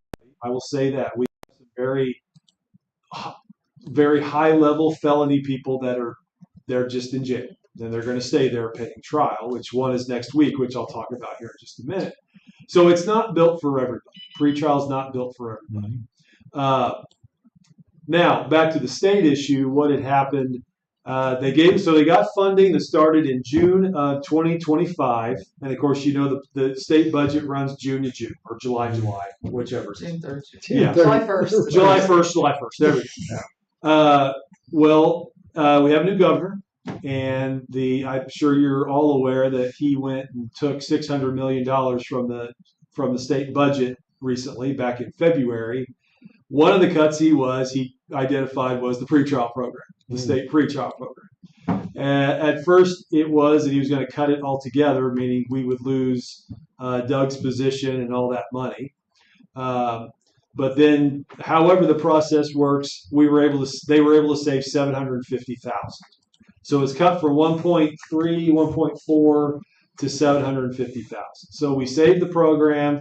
Essentially, we've saved Doug's position. So on and so forth. So we're very relieved and happy with that. However, what the people at the state have called, in fact, they called me Monday, is that they want to see locally what kind of concessions we can make with helping our end of it. So, for instance, what's being discussed now is they will continue to pay Doug's salary, but they're asking the counties, which again, this would be a circuit thing, not just Henry, it'd be circuit, to pick up his benefits, which I think Debbie has calculated at roughly, $11,000? It's $886 a month. $886 a month. From 85 Right. Now, me and Debbie and Pat have looked at the budget. We believe that for the rest of our budget year, the county's budget, circuit budget year, we can cover that. We think we're okay there. But going into next year, I might have to build that into next year's budget. But again, I think we're good this year, but that's something we're going to kind of have to consider next year. But no, it's prorated between the four. And it's counties. prorated. So, you know, So it's not- yeah. we're looking at Henry County's portion being about this, is that Yeah. number? About 5,000 of that a year. So again, good. The 6 months remaining, because theoretically that cuts off July 1. So we'd have to pick up 6 months of that this year, which again, I have plenty of room in my circuit budget to cover that. So when come budget time at the end of the year, that you probably hear me, and I'll know more about it by then. The state is kind of in their frenzy to figure it all out. That's right. So, and also part of that was mileage. But again, mileage is we've got enough built into our overall mileage budget and my budget that shouldn't be a problem. So just number one, I want you to know more about the program. Number two, the changes that are kind of coming. I wish I had a person in every county, frankly. I wish I had 3 more people because it is, it's just, I think it's a really, really good thing. And I think, and it's hard to quantify, the worst thing about these programs when they're so new, it's hard to quantify your results, to look and say, okay, well, we've done this or we've done that. I mean, I think we've had good success as to our disposition rate, meaning, a high number of people that perform well on pretrial end up getting probation. Okay, so it's kind of a tryout period. Lucretia hates that word, and I don't use it very often, but it's kind of a tryout period. Can this person prove to me? In fact, there's a young man on it right now that's been on it for a year, who at the first we were all just like, we're taking a risk on this guy. He's done fantastic. Turned his life around. He's been in a sober living facility here in town, and he's proven to all of us that he can probably be good on probation. Whereas before, I think we were all thinking eventually he'd be in the DOC. But so I mean, we have good successes. It's hard to boil that down to put on a piece of paper. And it's also kind of difficult on the financial end. Like, I think, what was it, Harold Dump that kind of spoke about how it costs this much to keep an inmate in jail. It costs this much to monitor him. It costs this, blah, blah, blah, blah. He said, that's $900,000 a year. And I told Judge Baker, I think that was a bit of an exaggeration. But then I crunched the numbers, and he was right. So, I mean, and again, this is very raw. But if you think, we've got 56 people out on pretrial right now in Henry County at $45 a day, spread over a whole year is $919,000. Now, I want to say savings, but that's not a fair word. But it's saying that cost. Now, we have to build back in mileage. GPS monitors cost $5-6 a day. You got to build the cost back into it. But I mean, that's a significant number. Right. The difference of housing them for a month just in Henry County is $2,520 for those 56 people that are on pretrial release. Let's just say they're all on GPS monitoring, which they're not. Right. But let's just say every one of them were. That's $6.30 a day, and that comes to $352. I'm sorry. I'm sorry. $352.80 per day. A day. I apologize, per day. So again, it's hard, and I'm not here to say that I've just saved the county $1 million. I'm not saying that, but I think what it does kind of show you there is a benefit to it, a benefit on the financial end of things. So we're very proud of the program. We're still kind of in our infancy. We're learning. The problem, one of the problems we've encountered, we went 6 or 7 years doing it our own, making our own rules. Well, now the minute the state steps in, you got to play by the state rules, and that's been a little bit of a learning curve because they have certain forms they need filled out and reporting forms and so on. So we're kind of taking our bumps and bruises there, but we're getting better every day.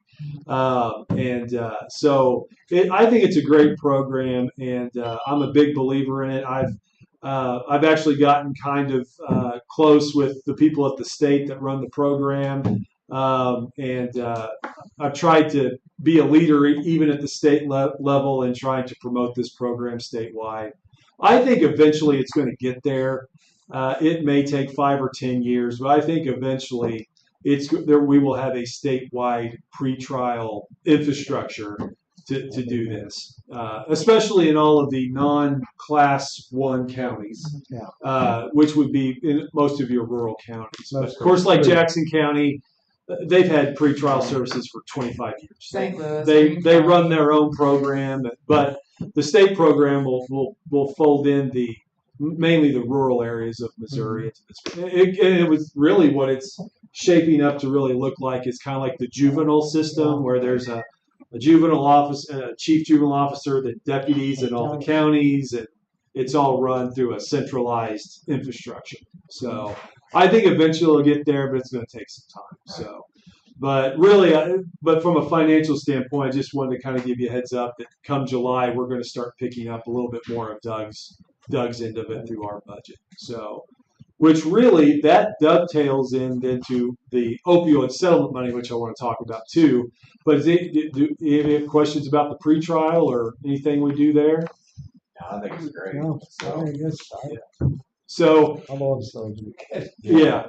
Well, again, I'm a big believer in it. As a judge, I just like knowing, hey, if I let you out, you're going to do A, B, C, D, E, F, and G. And the minute you break one of those, I'm getting a phone call and I can take immediate action. I mean, for me as a judge, it's a security blanket that I really like having. Especially, and I know the three of you know this, we're not dealing with small town problems here in Henry County. Next Monday, I start a first degree murder trial. So I mean, you have him there quite often, seems like. Yeah, it'll be my second murder trial this year. Not here, my first one here, but we have big town problems even here. So the opioid settlement money I really wanted to talk to you about too. So I know you all know about it. It's been coming in now. I don't know where our balance sits. I mean, at one point it was over 300,000. We have it. I knew you were going to ask. I was going to ask. So she's looking around. I have 214,000 cash on hand. Okay. So the last several years, I know a lot of the counties have kind of struggled. Like, what do we do? How do we do this? So on and so forth. Well, the model has become across the state, or is becoming, that we form a committee of 5 or 6 people that we call them the opioid, or whatever we want to call them, the Henry County Opioid Settlement Committee, which basically would meet as needed to determine the usage of this money. And so I have spent the last 2 years talking to a lot of my judge friends around that are close to us, Cass County, Vernon County, then Springfield and down that area. And this has kind of become the model, is to form a committee. I think a lot of commissioners across the state have been a little hesitant, because it's like, well, how do we spend this money, and how do we make it fair? What's the process? And I know that there is kind of an audit process that could happen, that they could come in and say, hey, what do you do? And they could actually, if you're not using it, they could take it back. Yeah. And so I know a lot of commissioners across the state have kind of been hesitant at doing something. So this model of a committee, what it would be, we would ask the 3 of you to pass a resolution, or whatever you guys, ordinance or something, forming this committee, and then giving that committee basically the authority to dispense the funds as they see fit. Then once we form the committee, they would adopt rules, bylaws, whatever they want to do in that regard. And I think one thing that when this all came down, I think when it first started, is the opioid money we get has to be spent on that type of Right. corrections.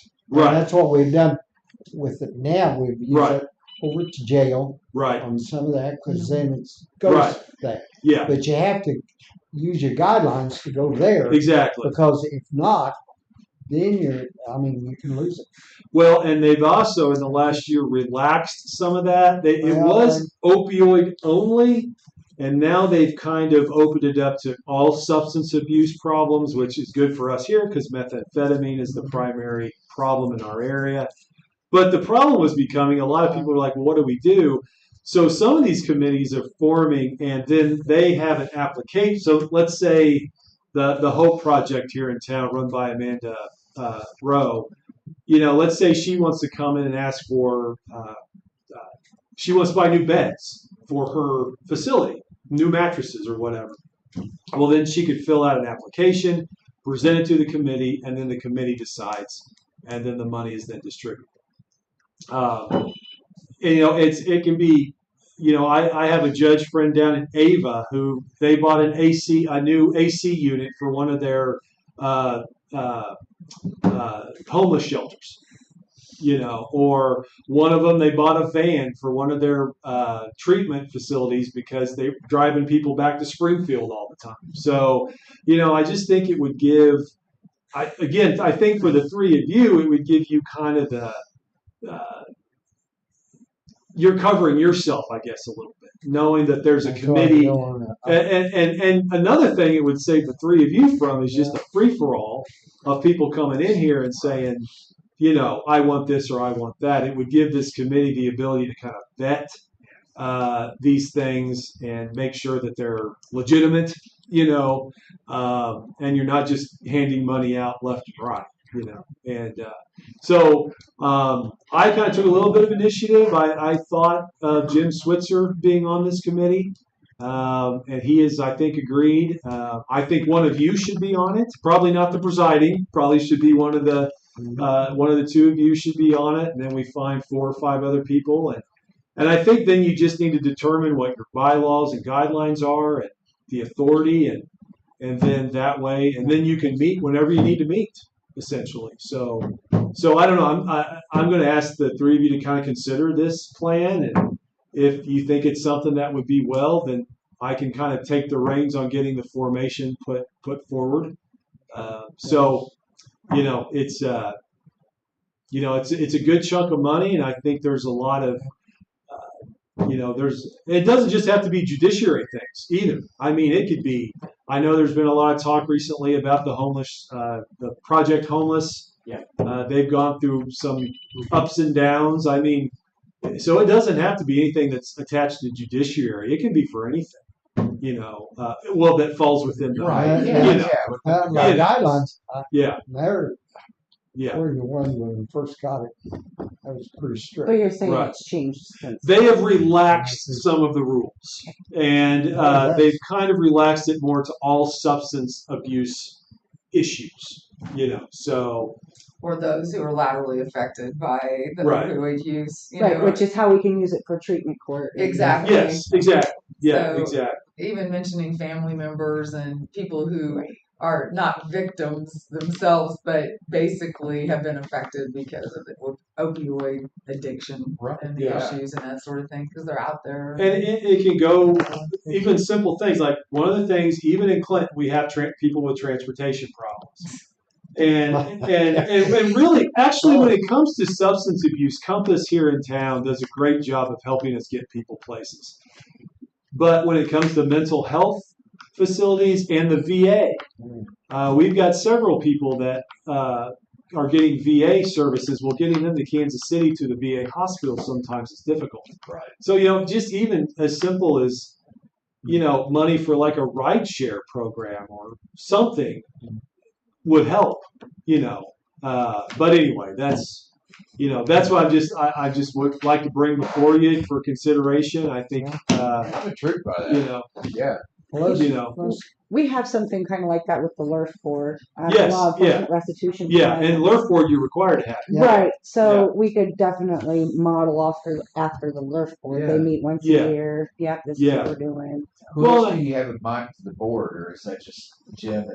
Well, I wanted to kind of start with Mr. Switzer because Jim has been really involved, I think, with Project Homeless and some of that stuff. And I've known Jim for many, many years and think he's a good man and very level-headed man. I kind of thought of him, and then I think again it should be one of you should do it. And then I was thinking that you just need to kind of find some folks kind of from all walks of life. It doesn't have to just be people in the judiciary. So I just think anyone, another 3 or 4 or 5 people out there that could kind of round it out, be able to kind of meet. I don't know if you'll need to meet monthly, but be able to meet when applications come in as needed. I think being able to meet when the need arises is important because Yeah. what I've got a little feedback. Bates County has a committee, and my feedback from a couple of the members of that committee is there's too much lag time that someone will submit a need and it may be a month before, okay, we hold the meeting on the 3rd Thursday of the month and then we get it approved and then we send it over to be, signed off on by the commissioners and then the check gets issued and it's like a month and someone who's in a crisis, Say, by that time, it's over. Or it's compounded and gotten huge. And I think off the bat, you probably need more because you kind of have to organize, kind of get used to the process and procedure. But then after that, I think it's just kind of a as needed type of situation. Well, virtual has changed the world. I mean, even just conference calls with everybody and saying this is what and again, these are county only. So, so Henry County will have a board. Bates has already have one. I think St. Clair is going to start. So, so it would only be Henry County people on the Henry County board. Right. So, I think just maybe thinking of some folks that kind of can each bring a little bit of a different perspective, not just judiciary people, because there's organizations out there doing stuff that I don't always know about that could benefit from this money, So, but I just think it would, number one, save it from the money from her being taken back. And I think there's actually another settlement in the works. There might be more money coming from a new settlement. I can't think of the name of it right now. Hacker or something. Yeah. So there could be more money Jim coming. Spitzer knew about. I didn't know about. I'm like, but I mean, even if it's 20,000 or 200,000, it's money that this community, I think, could really use. And if we can use it, let's use it. Is kind of my thought. So we'll aim to use it if we can. Yeah. We can, but back when they first became available, we got asked by almost every commissioner and every commissioners in every county going, what are we supposed to do with this? How do we disperse it? What do we, One of my counties was ready to send it back. Yeah. And I was like, we're just going to send it back. We're not going to do that. So I don't know. I mean, it's nothing we got to do today, but if the three of you can maybe discuss it, I think it would be well to kind of get it off the ground and running, and just because I think, and I also think it's becoming more known in the community, and it may just save a free for all, so people know who to go to, what the process is, and just kind of streamline it because I think there's a lot of money to go around, and, so anyway, just thought I'd bring that to your attention. So, and again, that's it kind of dovetails with my pretrial program because some of these programs like the Hope Project I mentioned, I love that program. I think it's great, and if they can benefit from a van or new mattresses, I think that just helps them, which helps us. So. Well, I just like some of the stuff can be used for them. On some of the cases that they have, if they're on pretrial for drugs or anything like that, well, that's still opioids. So exactly. And that'd be my thoughts. Yeah. It all kind of try to keep it runs together. Yeah. Not you can dilute everything. Right. That's right. Well, and that's the thing. I mean, a committee could also kind of keep track of the balance. Yep. When things are coming in, and I mean, because at this point, money just comes in randomly, doesn't it? Yep. We'll just either have a check or a deposit or so $2,000. Yeah, and so a committee can kind of budget the money a little bit, kind of know Well, you Get know, an that idea sort of thing. A You plan know, going forward. yeah, I mean, as aside from just all of a sudden it's zero, but more than anything, I mean, you know, my understanding they can audit at any time. Yeah. Mhm. So if we show that we have a board that we're actively trying to use it and maintain it, I think that would, and if we're using it for the purpose stated, I think they'll leave us alone. So, see, we have an attorney that handles opioid stuff. And, yeah, years ago, we signed up with this one company, right, and it's still, and just like we're always getting somebody now, yeah. Kelly, you can send it in because otherwise I have. Well, signed actually, something. what had happened about 10 years ago, this big, because it was a class action federal Yes. lawsuit actually in Ohio. And so that Ohio firm got other big firms across the country in on it. And then those big firms started sending out emails to some of us little guys down here. This is back when I was in private practice, to help recruit local counties in joining the class action. So that's kind of how that all built on. This firm is out of Kansas City. Right. That's So, where we go. so I don't know. It's a good thing. So, Okay. last thing I want to mention before I leave you here is we are starting a first-degree murder case on Monday. So Monday there will be a lot of people in the courthouse. After that, it should stabilize. Get your trial. Yeah. Like So jury. I'm just telling you right now, Monday's going to be busy. So I need to Is that talk to jury sheriff selection? about having a couple extra guys over here. So we'll have people in the main courtroom, and we're going to do a live feed to the basement. So yeah, so just give you a heads up. And FYI, I'm hoping to have air conditioning people here before Monday. Okay. I can't make any promises. All I can do is make the calls. Okay. Are we okay on the elevator? Elevator is good. I know it sounds weird. Okay. Because I got on it yesterday and was like, I'm not getting on that. so I started questioning. Okay. So part of the problem that we were having was we were having to put the oil in it Yeah. every other day. Well, they've attached some piece of equipment onto that, and it's rubbing against that piece of metal intentionally Oh, okay. to smooth out that piece of metal. That's So what we what hear. Don't pile it off. you're not hearing air like Okay. without leaking in the hoses. what it So that's sounds the like. first thing I thought. It's that piece of equipment that they put on that hydraulic to Okay. smooth it out.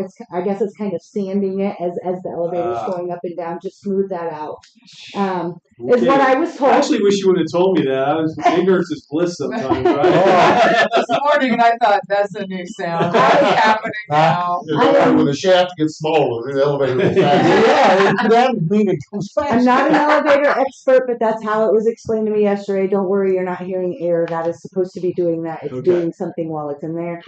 Since all the lights have been on, I've rarely taken it Well. anyways. But Well, Monday will be a big day, and I actually expect people throughout the week. It's fairly high profile. It's Ryan Yeah. Alexander, so I mean, it's a okay. case that's been out in the community for a while now. So, Mhm. but anyway, just giving you a heads up. All right, thank you. Yeah. So, Thank you very much. any questions I can answer while I'm here? No. Let's Okay. see what we can get. Well, And probably 5 people then is what you're talking about. 5 or 6, I would think. Yeah. Don't Well, get any you more want than an 6. even number. You don't want an even number. Oh yeah. Oh, is that true? You don't? you don't want them to vote 3 and 3. Bring it through. No. 5's probably plenty. Actually, 5's probably Let's, plenty. And I am going to ask Debbie to actually be a part of it as not a member, but actually be I call you secretary. secretary, Scribe. scribe. She could be the clerk. Yeah. So She's the clerk. she'll be at the meetings. Let's That'd be put it that way. So Okay. anyway, well, thank you guys. All right. Thank you. Good to see you. And apologize I'm not here more, but if you ever have any questions of me, please just come and find me. Okay. Howdy. All right. Thank you. You don't. Thank y'all. Coming. Before we get started, So I will. Okay. Debbie, I will let you guys know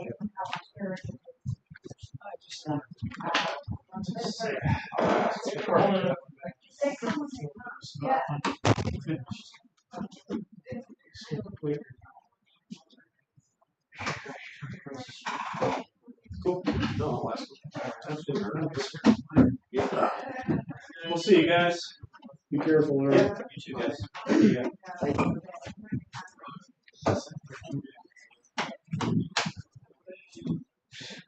think you better go too. There you go. Scared them all away. Or whatever.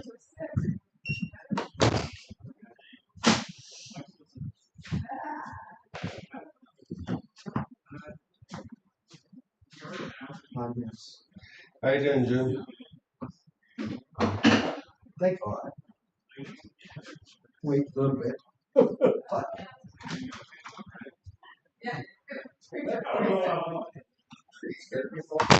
Guess I'm waiting to scare you off, Bruce. It doesn't work. Are you on that senior tax board anymore? No, I stepped down, in 2025. It's on for 5 years. What do you need to know? It ain't what I need to know, it's what I want to bitch about. What are they not doing or doing? Well, they went and bought all these appliances and slicers and everything for the senior center over there at Windsor, and some lady's using it to have her sub shop, and they're charging the seniors. That's not what that money's used for. I don't know what they're up to. I mean, they bought refrigerators, coolers. For the senior center there? Yeah, and see, that Care Connection, they quit. Yeah, I thought so. I think we all took a potty break, so. But- Okay, well, this was not, I can time that. Do they have some?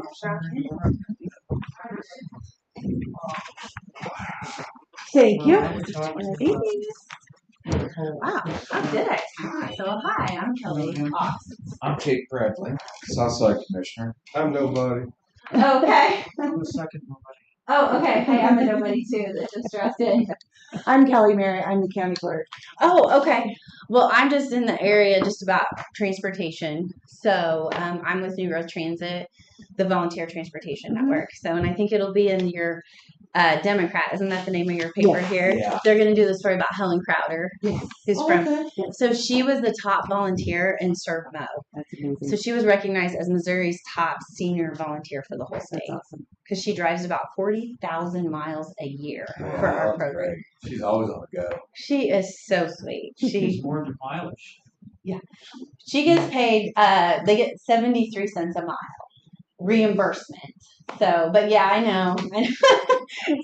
Mathematician over here. Yeah. So, but I just kind of wanted to drop in and give you guys the latest sheet. I'm doing this all across the counties that we cover, just kind of showing you what rural transportation we are offering specific to your county. So I just met with the VFW auxiliary because we have found a large group of veterans within Henry County, Benton, St. Clair area that really need transportation. We were just talking about that with our sheriff and 10 judge minutes ago. system just 10 minutes ago. Oh, The really? same exact thing. About veteran transportation? About getting veterans to the VA in the city. A service That is crazy. that can help out with Yeah. sharing care or share Some kind of a ride share program or something. Yeah, we Okay, really well should do that's what we've got going. So we went to Veterans United Foundation, VUF. You see them big billboards, their big sponsorship at the Mizzou games.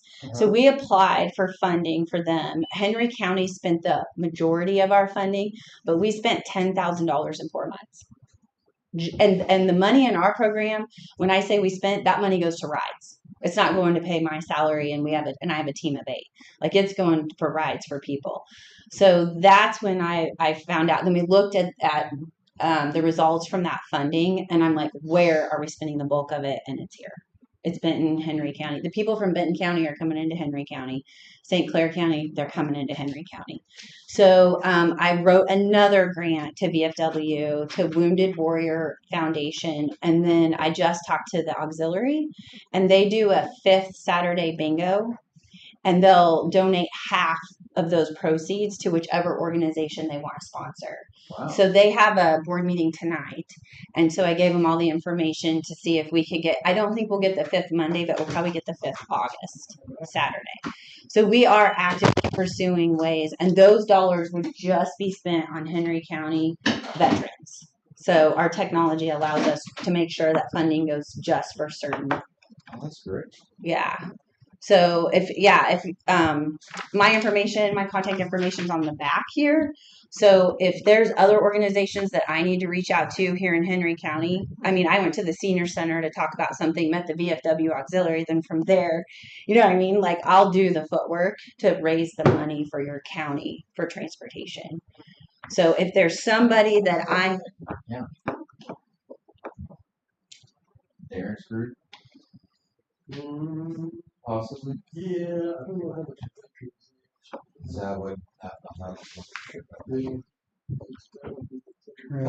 You could do some wrenching. She's got her Yeah. contact information there. We can just zip her an email if you think of something. Yeah, just shoot me an email. So another big partner for us here in Henry County is Golden Valley Memorial Health. So we were a part of their Torch program that I don't know if you guys know, that's getting national recognition, the good work that they're doing with Torch. But then also we do employment transportation for them. So we run nights and weekends. We have drivers out there. So when they have individuals whose car maybe isn't working or they're between paychecks, they contract with us to provide transportation. So that's been a really good partnership for us, Golden Valley. Wow. Yeah, I tell that story to my other regional hospitals, especially the rural. I'm like, look at what they're doing to secure employment in Clinton. Yeah. So I think other hospitals, because they can write that off as a benefit, providing the transportation. Right. Yeah, so they just contract with us. So we've got 2 drivers that come from St. Clair County that do transportation for the weekend shifts here in Clinton. So I think it's a good way to retain your employment for sure. Well, this worked out great. Yeah. But let me know. My contact's back here if I can ever offer you any more services for transportation. So, All right. Thank you. Thank you. Absolutely. I'll tell you, it's a nobody, Bruce. Thank you, as a nobody like me. Well, I wasn't a tax board. Oh, the Henry County Senior Tax Board? Yeah, we just received money this year from the Senior Tax Board, and I'm working with Bill Stoll. Oh, yeah. Oh, okay. They, for the first time, funded some dollars for transportation too. Yeah, I think I can just, I stepped out last year. I think that was our. Okay. Well, we're excited to work with them. Well, thank you, Mr. Thank Novus. Thank you so much. Who was it? Who was it? Melissa?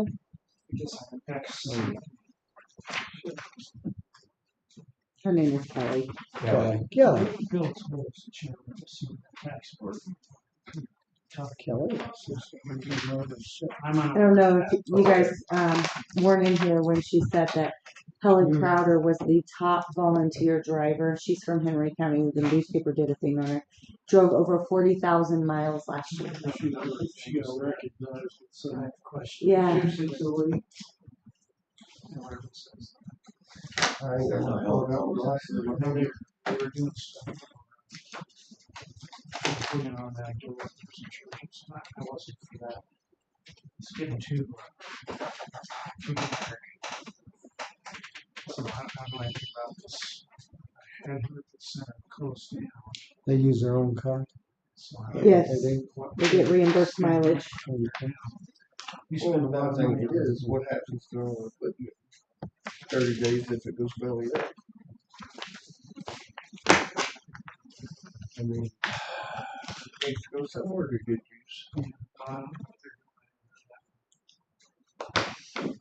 Okay, yes. Dennis. You're ready. Last night, I got a phone call, a couple phone calls.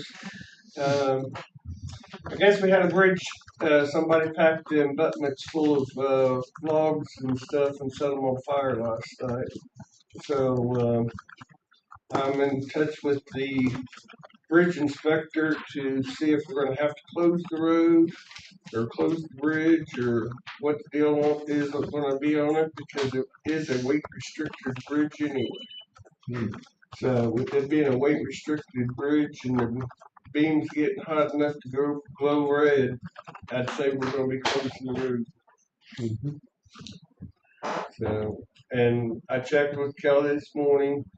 We have no insurance or anything for anything like that. So when we rebuild that bridge, it'll be a soft match bridge. It'll be an 80-20 type deal with the state.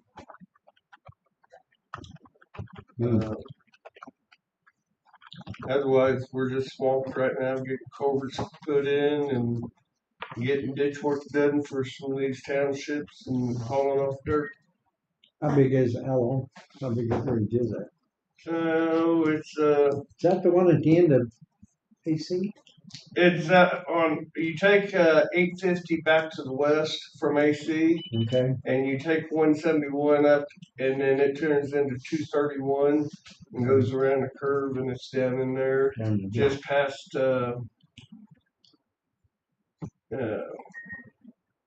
Kenny's place. Kenny's. Yeah, it would be Doc Kenny's boy's place that lives. She's a doctor up in Clayton. Mm-hmm. His wife. Used to be. So I have a question. Is there any legal ramifications? I mean, is this going to be investigated as an arson situation? it is not being investigated by the state fire marshal's office because one, the fire department didn't think it was deemed a call.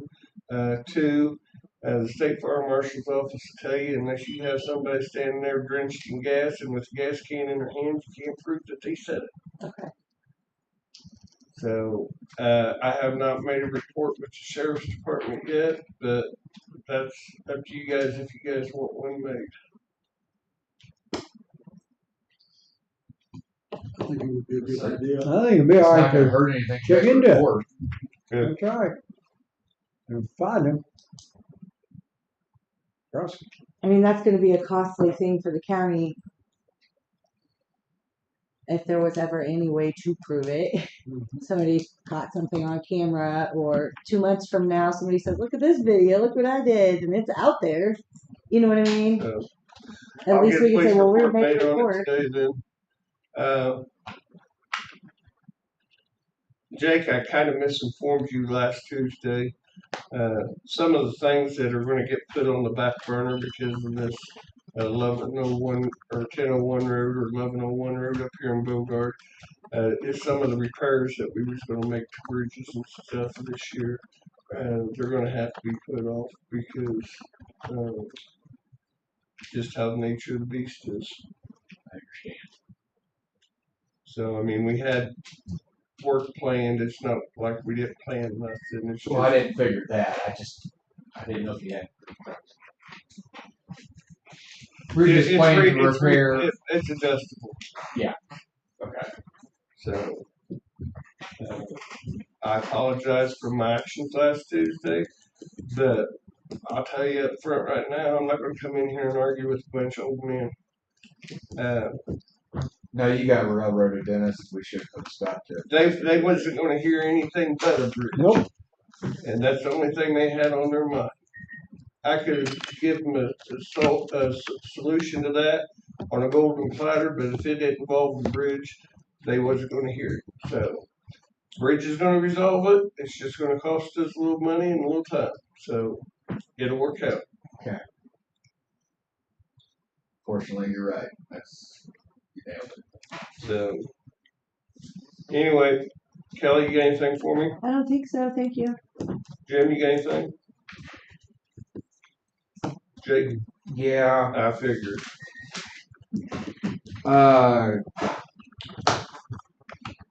Clinton Township is wanting some speed limit signs. I'm guessing for Booth and Kid Cart or Northwest 40, Kid Cart, whatever. 40. Sorry.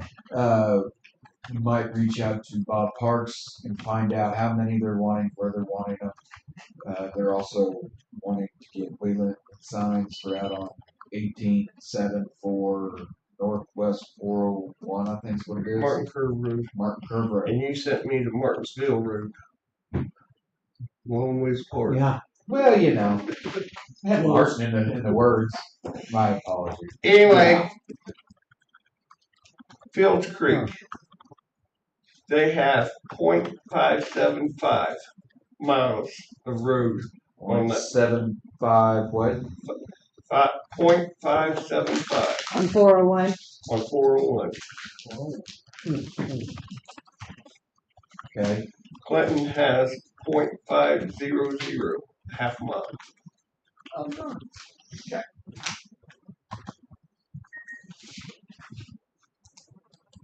So what And- direction is and- that?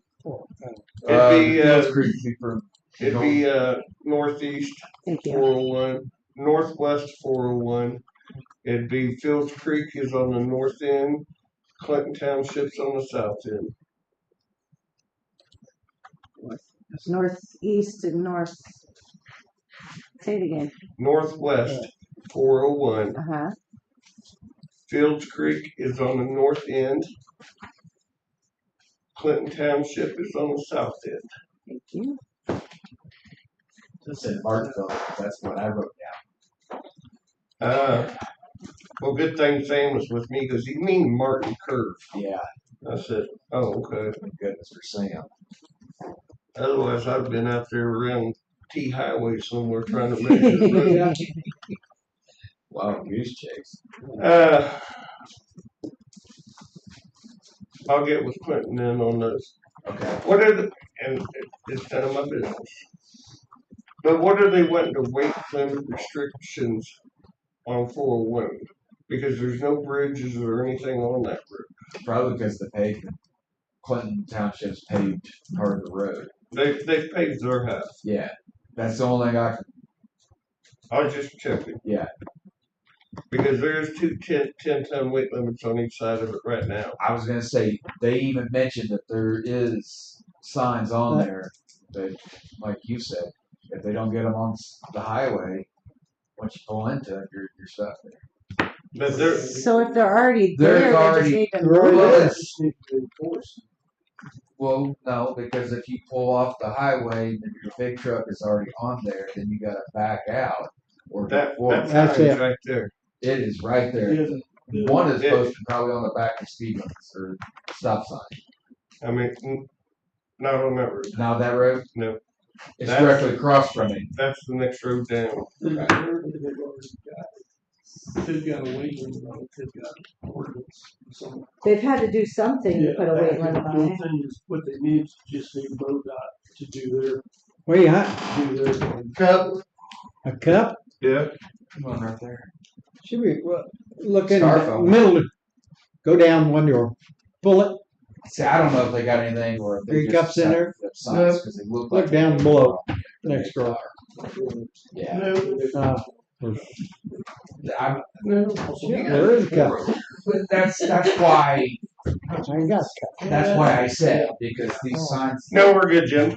they look old. They're good. They're dated. There's no reflectivity left on them. No, they're past reflectivity. Yeah. So, They need to get on somebody's shop wall. but as you turn off the highway, the sign's right there. Yeah. That they're wanting, what I'd say they're wanting is something similar to what you guys are doing on Booth Road. That's what brought this whole on, is because I met up with them for that paperwork, and they's like, that sounds great, let's do it for Martin's Curve too. I don't think that'll be a problem. So we're setting the weight limit on Booth and 40 at 12 ton. And they've already got 10 ton signage on. Just take 10 401. ton signs down, have them put when we put the new signs up, it says 12 ton. Well, I guess where I was headed with that was, I've got to come up with, I'm not doing I'm giving them a suggested sample of a resolution. Are they still wanting it at 10 ton, or are they wanting it at the 12 ton that you set the others? Well, I didn't sets ask. the limit on the bridge. He said there is no bridges on Oh, there's 401. not, so they just said it, they just got a 10-ton limit on the road. My guess is like what we talked about, they found some signs lying around, they slapped them up, But I can't prove that because I don't know. It's just a guess. I guess what I'm telling you, Jake, is find out from Clinton Township if they want their paperwork to say 10-ton or 12-ton. Well, I can find Me out what personally, Township wants, but if you're gonna do Booth Road at 12-ton, 401 needs to be 12-ton. Keep them all uniform. Yeah, because that keeps them. That really keeps. I'm fine with that. I don't think they're going to have a bit of a problem That's it. That's it. I don't care. They just didn't match, and I just need to know which one to do. 12-ton it is. Okay, Mark, you got anything? Nope. I thought so. Good thing you stayed. Road grader. Where are we at there? Oh, yeah. Are we doing anything or are we just looking at it? Did a picture? We're hoping to get Sam on it next week. Okay. So, You haven't had any more applications? no. I haven't had any. I think there was maybe one that came in the office. I had the one guy that Kyle, he called me this morning, asked me what we was doing, and I told him that it looks like we're gonna train within and hire a couple others. Did he pull zap or is it still sitting there? It's still sitting there, but he don't want, it don't start up high enough, so, I mean, if He's you, not interested in a lower position. no. Unless you raise the pay up to about $20 an hour or so. I do have a question. I'm gonna pull a Jake before you get out of here. I know you was over here with Chris talking about this issue over here. Where's that? We got just a little bit of grading to do to drain it, and then it'll be done. Okay. Hopefully we can get up here this afternoon, maybe tomorrow. And the reason I was asking, I looked at the weather, and it looks like from tonight on we're gonna get rained again. So, also the Sand for Berries project. Have you spoke with Barry about that? No. Okay. I don't know when they're gonna get started. So you're getting the base. Where are we? What are we doing as far as the edging and the pavers? Because that's different. Which brought me up to my next thing. I was going to talk to Dennis about.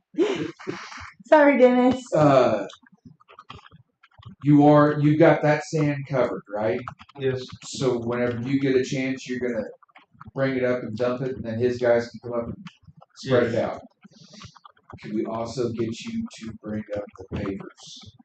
Yes. And set them I someplace? thought Barry had he was going to He does. Oh. He does. We were up there talking to him. Just came in, I thought. Well, I mean, I thought you had mentioned that you could bring them up for us, or for him, and that way they're up here. And they can work on it whenever they want. Exactly. And that's kind of what Barry was alluding to. It's a 30 by 30. Something like that. Yeah. Barry mentioned to us that. Are they covered and wrapped up? They're covered. Okay. I was just thinking, setting them, where are you going to set them out here in the Speak office? of the devil. Well, You have a question for me? well, I thought you was coming in to talk to us. No, we were looking for somebody. Whereabouts are you want this paper set Oops, sorry. up here? Well, if, he's What? gonna, if Dennis is going to bring him up, he might as well set him out. Well, He might as well lay him on that. you tell him that will that. I guess, a pallet on every corner, and See, I don't even know how many pallets it is, or it's 900 papers. And they're 12 inches by 12 inches square, so it's 900 square feet. I wouldn't put any over here. I'd put them as close to the project. Well, that's what I'm saying. I'd lay them out around. I said the square. I meant around Yes, that. I thought he said that. I know. Yeah, we put one over there. All right, Barry. Oh, come on, Kelly. You're gonna have. I'm not that stupid. Yeah, maybe I am. I thought maybe he's got some kids that really need some. Okay, I got I had him draw around the diamond. Good, got it. And I was nowhere near, but they had it full. It was 2,800. That's about what these would. Do you know how many pallets there are, Dennis? Six pallets. So if we put one on each Yeah, flat you just side. start circling a wagon. Well, we can't put, we don't want to put one in the middle yet because we still got to spread the sand. Yeah. I guess we could put it in. I was thinking we just measure out the exact middle and put one there, and then just start from that direction and go, go, go. Oh, good. And I could probably do some rearranging and get a couple of kids over here, even in the middle of the week. 'Cause I got 2 kids that are they're kicked out of school. And Clinton's last day is Last day today. last day for Clinton, so summer break starts. So they're going to be much more readily available. Yeah. I'm leaving town tomorrow. I'm going to be in Shawnee, Oklahoma. I won't be home till Monday. But I guess we're looking at several days of incoming rain. If we get a dry spell next week, maybe. This past week would have been phenomenal. Yeah. But you never know. I mean, I can't call Subby up every 10 minutes. Go, hey, what's it going to do? He'd be the right one to ask, though. But if we do it next week, give me a holler, and I'll just, what day you think, and I'll just start calling kids to get your butts over here. I guess my thoughts are putting them pallets, setting them on the ground. And if we get a bunch of rain and we let them sit there for a week or 2, then we'll have other issues. Well, if it's raindrops hitting the ground, I'm not gonna bring my equipment up here. I don't blame you. I don't That's blame what you. I'm Back to thinking. the courthouse. So when I bring them up, it'll be a dry spell. Because we'll spend as much time clearing ruts out as we do laying the damn gun pavers. Yep. Exactly. All right. You just tell me when, Dennis, and we'll make it happen. Okay. But I think that, like I told Ron, I said, I think what we're going to have to do is Dennis is going to have to say, this is the day I'm bringing them up. Because then he commits us to a day, and we have to get here. If we get all this rain they're talking starting tonight, like Kelly said, this next week's going to be out of question because it'll be Friday before to dry out. Yep. And I thought it was supposed to rain all week. I don't know. I don't watch. I only Channel look Friday, 4 that Saturday, way. Sunday, Monday we're having storms, so I mean. You don't worry about the 5th and 6th, right? No, I watch Channel 4 because they give a 4-day forecast. That's what I look at. Yeah, I don't even look at the internet. They give you 10 days out. That way you're like, oh, shit, for 10 days. Now I'm just thinking, oh, crap, we're You guys need to change your channels to Channel 4 and watch it. I only said 4 days. That's what I said. I was told Oh, Monday. man, you guys are killing me. I'll just, whenever Dennis says I'm bringing them. So we'll leave it. And Dennis calls me and said, hey, I'm bringing them tomorrow. I'll get on the phone right then and get kids on. Okay. I'll try to give you a couple days notice. That'd be awesome. So and if you want, I can take my trailer over and load them, but then you're probably just send load them on yours and unload them right off of that. Yep. as we said, Dennis is in charge of starting this. The starting line. So I'm when he impressed says with go, all the we'll go. electric boxes that are going on around the square. I just wish we had the ability to kill power to them so all these homeless people wouldn't be charging their cell phones. What's a 50 foot? And looking for Pokemon all day. 50-50. I think that's 50% chance of rain on each one. We've talked about that. Well, we're in the Before we can shut it down. Yeah, it'd be awesome. That way these homeless wouldn't be running around up here all night, turning the lights on in the gazebo and hanging around up there. They already got a place to live there behind it. I hope they got a break to break. I think that's We what we gotta call talked them about out. doing. And if they don't, we better Don't just listen to me, I start don't cut the wires. I can come up with all kinds of stupid ideas. Oh, and then give one of your That's all I DJOs got. a pay raise. Thank you guys. See, Barry. We I had guess to- before we I do already something approved it. We had stupid, to I probably separate it. need It needed to be to, on 2 checks. Oh, never mind. I'm going to talk to Kelly first. Okay. Then I'll do something stupid. Then I can give us- That's the best way to do it. Anything else, Jake? No, that was actually, I was piggybacking off Kelly. That's all I Yeah, had. you approved it earlier, but it needed to be on 2 separate checks instead What of you one. guys plan on doing? You just gonna reseed for the drainage you put in there? Once we get it draining the way Chris wants it drained, we'll put some type of grass netting down or seed it in straw. Okay. and if it turns off hot, it'll be up to Chris and Ron to keep it watered once in a while. Okay. I figured you had a plan. I just didn't know what it was. I'm thinking about using that grass netting. It's got a net, and then it's grass seed and straw mixed together, and it's already got the fertilizer in it and everything. Just roll it out, and We agree. within a couple weeks it takes hold and it's growing. We agree. Sounds Grass good. seed warms up. I mean, grass seeds are going to have to kind of work it up so it can get down in there to have something to bond to. Where this other stuff works pretty Can we good. put it It over? has a little protection because It's coming out of your budget, but Kelly, That's so fine. whatever costs the That's what most, we that's what I want. want. we want the rolled stuff. So We want to make sure we order up enough to hit these bare spots where the trees were. Sure, Jake. It's coming out of Kelly's. are you budget. on? Are you a landscaping crew now too, Dick? I think you're gonna be. You're gonna be in paving crew. I think we'll As go other ahead. duties as assigned is what I got That's told not in years the ago. handbook. I never read that handbook. Mark, you got anything? That's all good. You're having flashbacks to MoDOT, boy. Yes. Yes, I am. Not And me, then with but- the words I used to tell you all the time. Yeah. Once or twice. So, if you guys ain't got anything else, I'll get out of here. I'll get a push report made on that bridge fire then and go from there. Okay.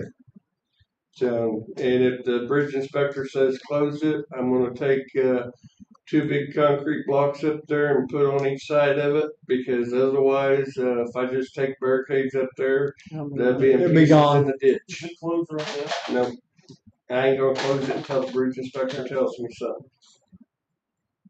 So, Um, that's all I got. be careful. Thanks, Dennis. Yep.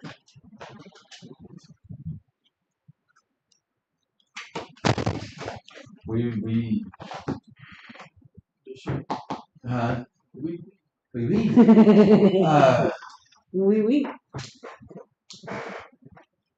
So it sounds like we're stuck holding the bag for the polymeric sand and benching. That's what it's looking like.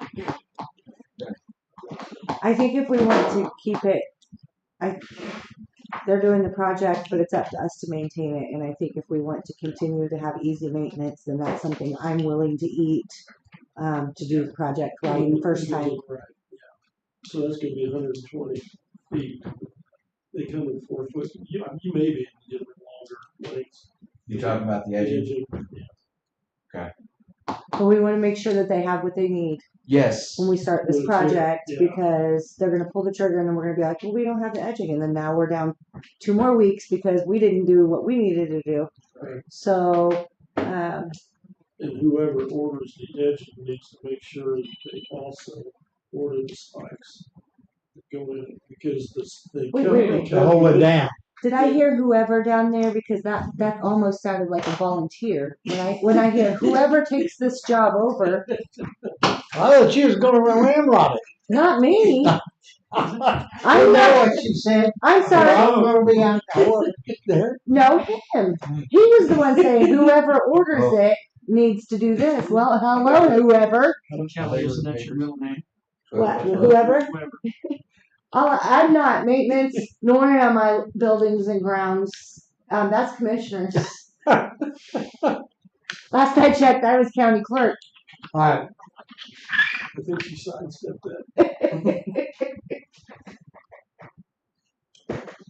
I think it's gonna be a project. Oh, I promise you it's a project. I've done it before. Mhm. I will say, It's not gonna be a. Chris has a Menards card. So, It gets a rebate, 11% back. I think it's the You county. get a but it's handful of Menards. people down there. They won't. Well, you get young people now. Yeah. That you're not leaving over. So. I don't think that the work is my gotta make sure concern. I want to make sure we have everything we need to start the project before the project starts, because otherwise we have another half-finished project on the courthouse lot.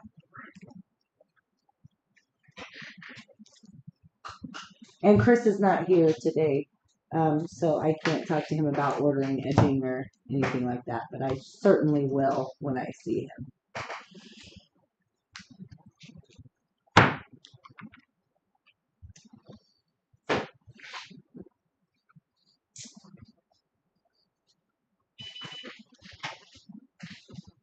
Well, do I entertain a motion? Then are we done or are we? Jake?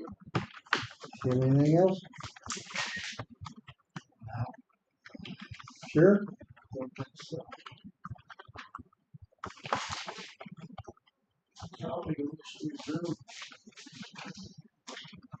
Second. Motion been made, second to adjourn. All in favor, say aye. Aye. Motion carried.